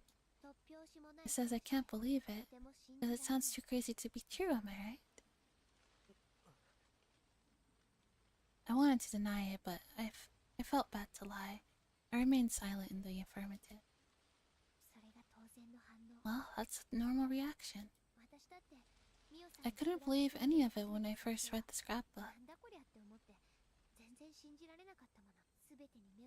I finally started seeing the connections after reading all of them. I'm sorry. I do want to help you.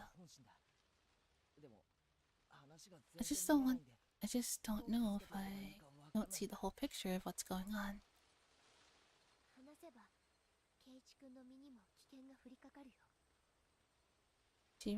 Sion would have jumped right to stabbing him, and Ren is like, it's okay, you don't know what I know.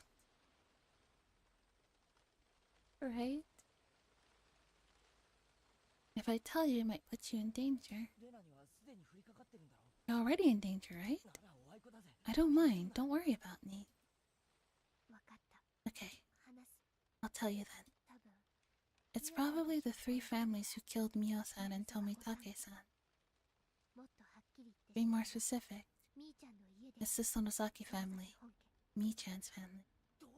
Why? You know all about the series of mysterious deaths, right? Of course. The traitors of the dam conflict die every year, right? Tactilians and Ingos, Takano died of ligma.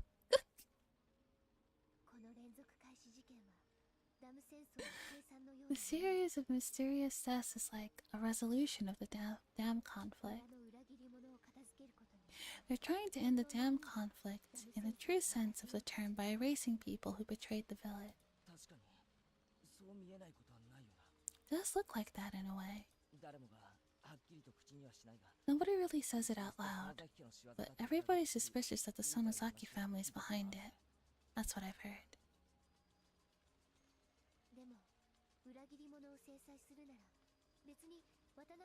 But if they really wanted to erase the editors, erase the traitors, they wouldn't have to do it on the night of Watanagashi's. Casey's kind of in his like, that's BS, but I believe it. Yeah. Why don't they kill them all at once instead of killing them one by one, using the curse and demoning them away every year? Wouldn't that make more sense? I've never heard the word demoning away before. Marina clearly thought they have some kind of creepy significant meaning, so I decided not to cut in. In other words, they were using the series of mysterious deaths in order to resurrect the sacredness of the Watanagashi festival. Step by step. Demoning away doesn't sound like a pleasant or comfortable thing. No, not really. I mean, being spirited away sounds kind of whimsical, but being demoned away, nah, no thank you. Step by step, they're reviving the sacred nature of Onigafuchi that was lost in the Meiji era. Their goal is to revive the level of belief in Oyashiro-sama that used to exist in primitive times. Belief in Oyashiro-sama? Are you talking about the Furude Shrine? Yes. Do you think the people revere the Furude Shrine now? Other people respect the shrine, but that's it. Kids think of it as a place to play, and most villagers think of it as a place to gather for local events.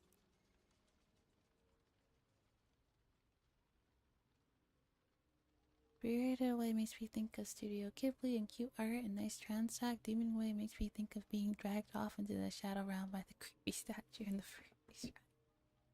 Yeah, that sounds about right. Its sacredness has been lost, but with the dam conflict, it started to revive. They took it as a good opportunity to bring back the cult of Oyashiro-sama. So you're saying that some fanatical Oyashiro-sama worshippers are behind all this? That's what I'm saying. The cult of Oyashiro-sama was managed by the three families to begin with. The three families passed down their ultimate goal of reviving the cult of Oyashiro-sama down to the present generation.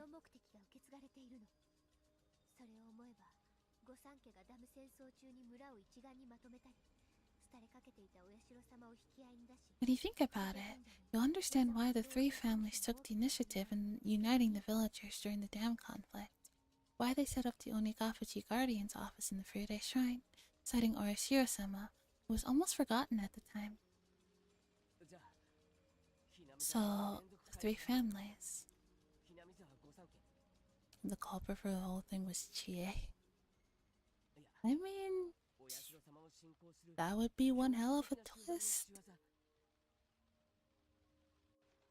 I mean, the fanatical Oyashiro-sama worshippers orchestrated the series of mysterious deaths of Hinamizawa. But wait, why would they kill Takano-san? As he discovered the important secret of this village. The three families have been hiding since the era of Onigafuchi. If that secret is revealed, the sacredness of Oyashiro-sama will be lost. It's silly I had to go to the forever. They found out that Mio-san was getting close to the secret. That's why they killed her. What's this important secret? I don't care if I put myself in danger, I need to know. I don't want to tell you yet. I don't want to tell you until I'm 100% sure about it. I'm pretty sure that right now, you just laugh. Hey, do you think I'm that kind of guy? I just need a little more time. I can't accept the truth myself because it sounds so impossible. So, I need some time. Please. I understand. Don't tell anybody that what we talked about today. Not even Mi-chan, Rika-chan, or Satoko-chan. Okay. Oh, you should go now.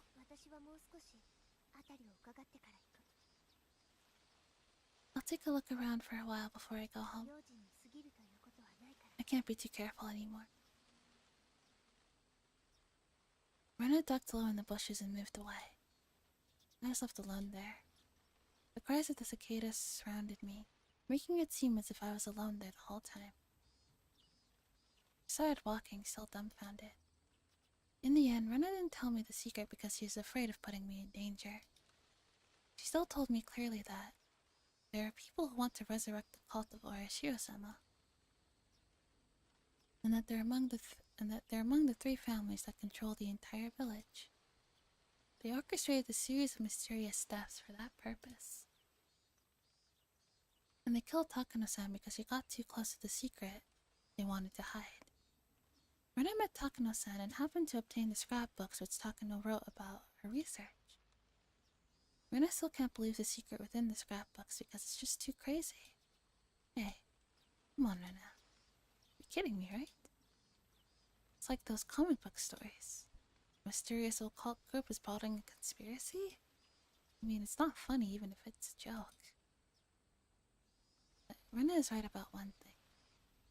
Even if it's true, it's really hard to believe. I understand why Rena wanted to wait till tell me the secret. Maybe she was just fooled by Takano-san. Takano-san was murdered for real. So, it's also true that someone is following Rena? Is it also true that someone's following Rena? Looking for the scrapbooks?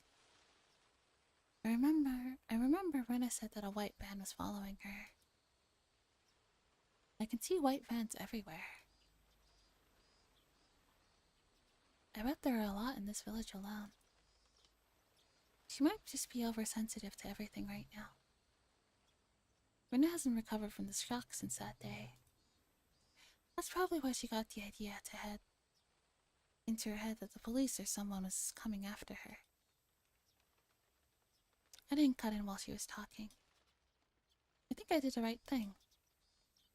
If I said that it was too ridiculous or something to her face, Rena wouldn't have trusted me again. Oh, hello, Tomerjet. Doomer, hi. Good morning. Definitely be wary of white vans, especially if they say free candy on the side. What if it says free ASMR? Do you go into the van if it says free ASMR?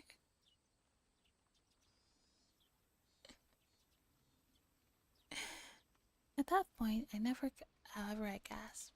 For sure. A white van was parked on the side of the street. I wasn't sure if it was the same car that passed by earlier, since I didn't see the plate number. The number of people in the car and the ambience of it was similar to the one earlier.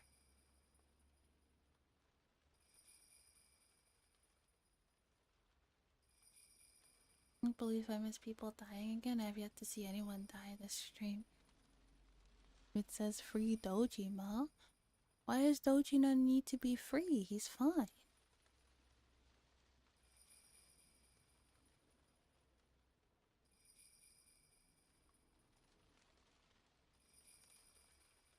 I've been doing good. There's another thing that looked suspicious about it. There's no reason to park here. It was on a small road in the middle of the woods. There's nothing around here. No traffic lights, no vending machines, no public phones. Probably wouldn't notice it under ordinary circumstances, but I felt something was wrong. And once I noticed how odd it was definitely suspicious. Maybe they're just parking for their union-mandated smoke break. Maybe. There are 4 men in work uniforms in the white van. The driver was smoking a cigarette, but the other men were just sitting there doing nothing. If they wanted to take a break or have a smoke, they could have chose a better place than here. It's possible that they stopped because they had to go to the bathroom really badly, but it didn't seem that way either. They didn't look as comfortable or as relaxed like they would have if they were taking a break. It seemed like they were waiting for something to happen. There was deep tension in that car. Could they possibly be waiting for Rena? No way. I couldn't see anybody walking around here. This road is a back road. Nobody really uses this road, let alone by car. Waiting for the new Nikkei.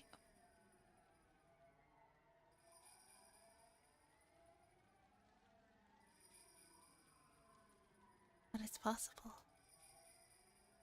I felt bad for Rena to even think about it. It must be something that she got into her head. Maybe she's feeling victimized or something. She must be imagining things because she's still nervous from what her friends thought, from when her friends caught her in the act of killing Rina and Tepe. Voice is warm, friend. Pleased to hear it. Glad to make your stream. I'm glad. Hey, young man.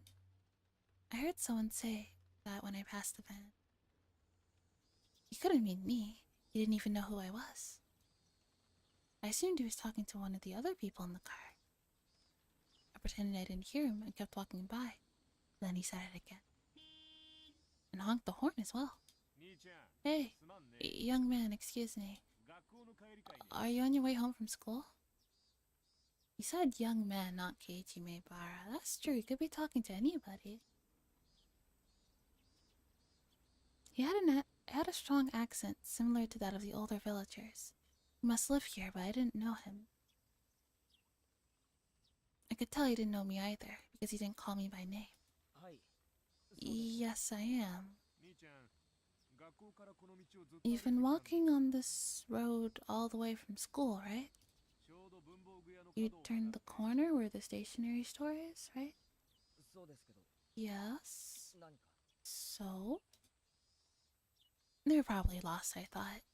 This village has many small turns, and you can easily get lost when you try to take a shortcut. So they must have been waiting for someone to ask for directions. But then he said something disturbing. Young man, didn't you see a girl on the way here? What? Oh, look at Keiji giving them the benefit of the doubt. All that went out the window. A girl in a white hat and white clothes with a purple ribbon on it? Did you see that girl? They're definitely talking about Rena. No, I didn't. Not the window like she owns Mizaki.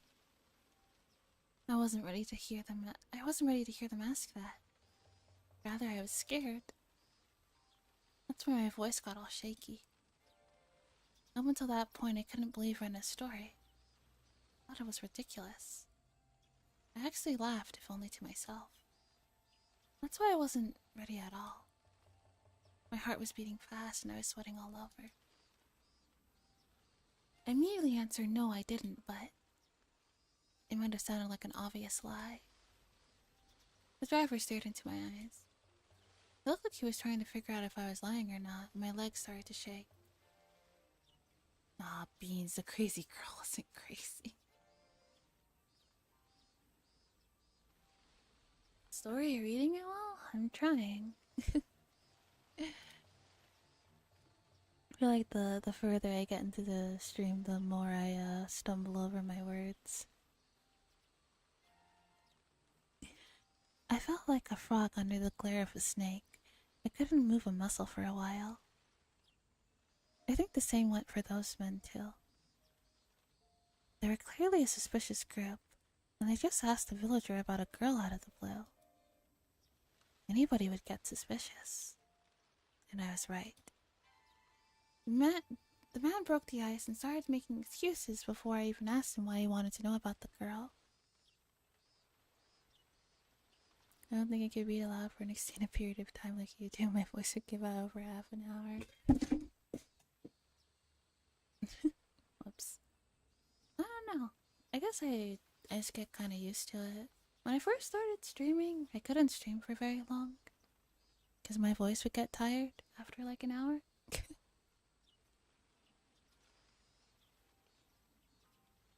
Now it's no problem though.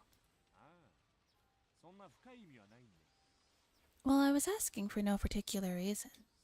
We just passed by a girl earlier, but you're a boy, so we were just wondering. Okay. Please forget it. Sorry for the trouble, young man. We're off. The man started the engine and drove away. After they left, I saw nothing. Mans gave us one sus answer for a sus answer. That's very suspicious. I don't trust that. That's right, nothing. There's no reason they had to park here. So, were they really waiting for Rena?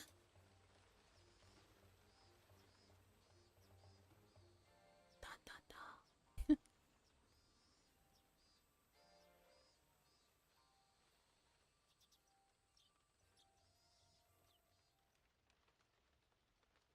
Lunch takeout list 2.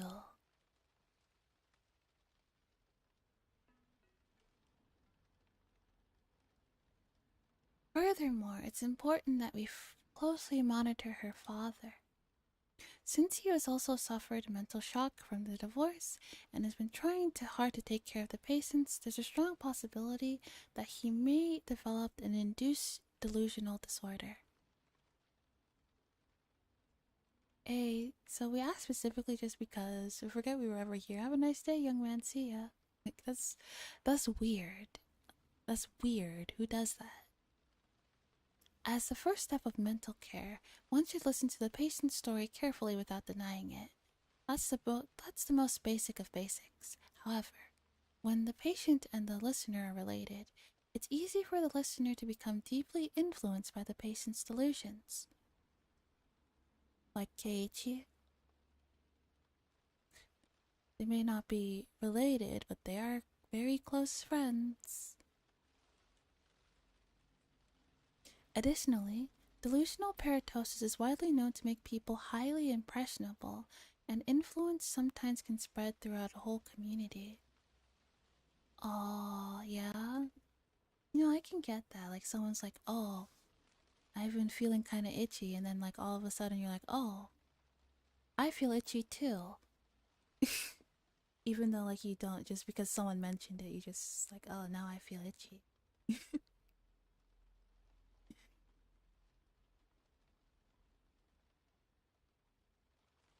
I mean, like, yeah, but they're also, yeah, but also to be frank, there weren't even that many red flags in Twilight.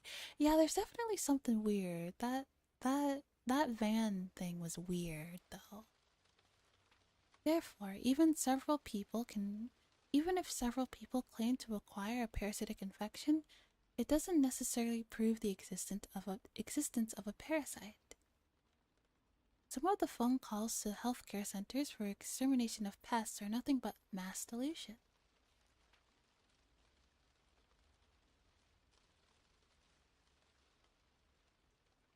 It's one thing if like, hey, did you see anybody pass down this road, but they specify details about her attire. Yeah, that's weird. That tells me that they're looking for her. Why? Since the subject matter of the delusion in this case is extremely rabid, the patients might harm or even kill each other in abnormal ways, believing this to be treatment for the disease. They might also give up hope and commit suicide together in the worst case. This influential delusional disorder, otherwise known as shared psychotic disorder, shows a particularly strong possibility of influencing close companions. Oh. Anyone who's going to contact the patients must be made to understand that the patients are under medical treatment and must be warned not to be influenced by the patient's delusions. Individuals who are likely to be easily influenced are the patient's family members and people who care deeply about the patient, such as boyfriends or girlfriends. Oh my. Oh.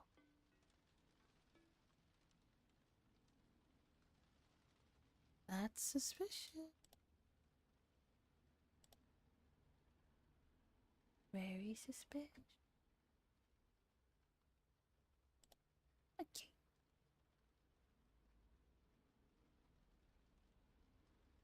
Well, yes. Up next Higurashi stream will be on Tuesday. Yes, as per usual. Thank you all for hanging out with me tonight. I had a lot of fun. Yes, thanks for hanging out. I will see you guys tomorrow. Yeah, we're gonna play more Persona 4 tomorrow. You guys sleep well, everyone. Yes. Thank you. Good night, everyone. Take care. Bye bye.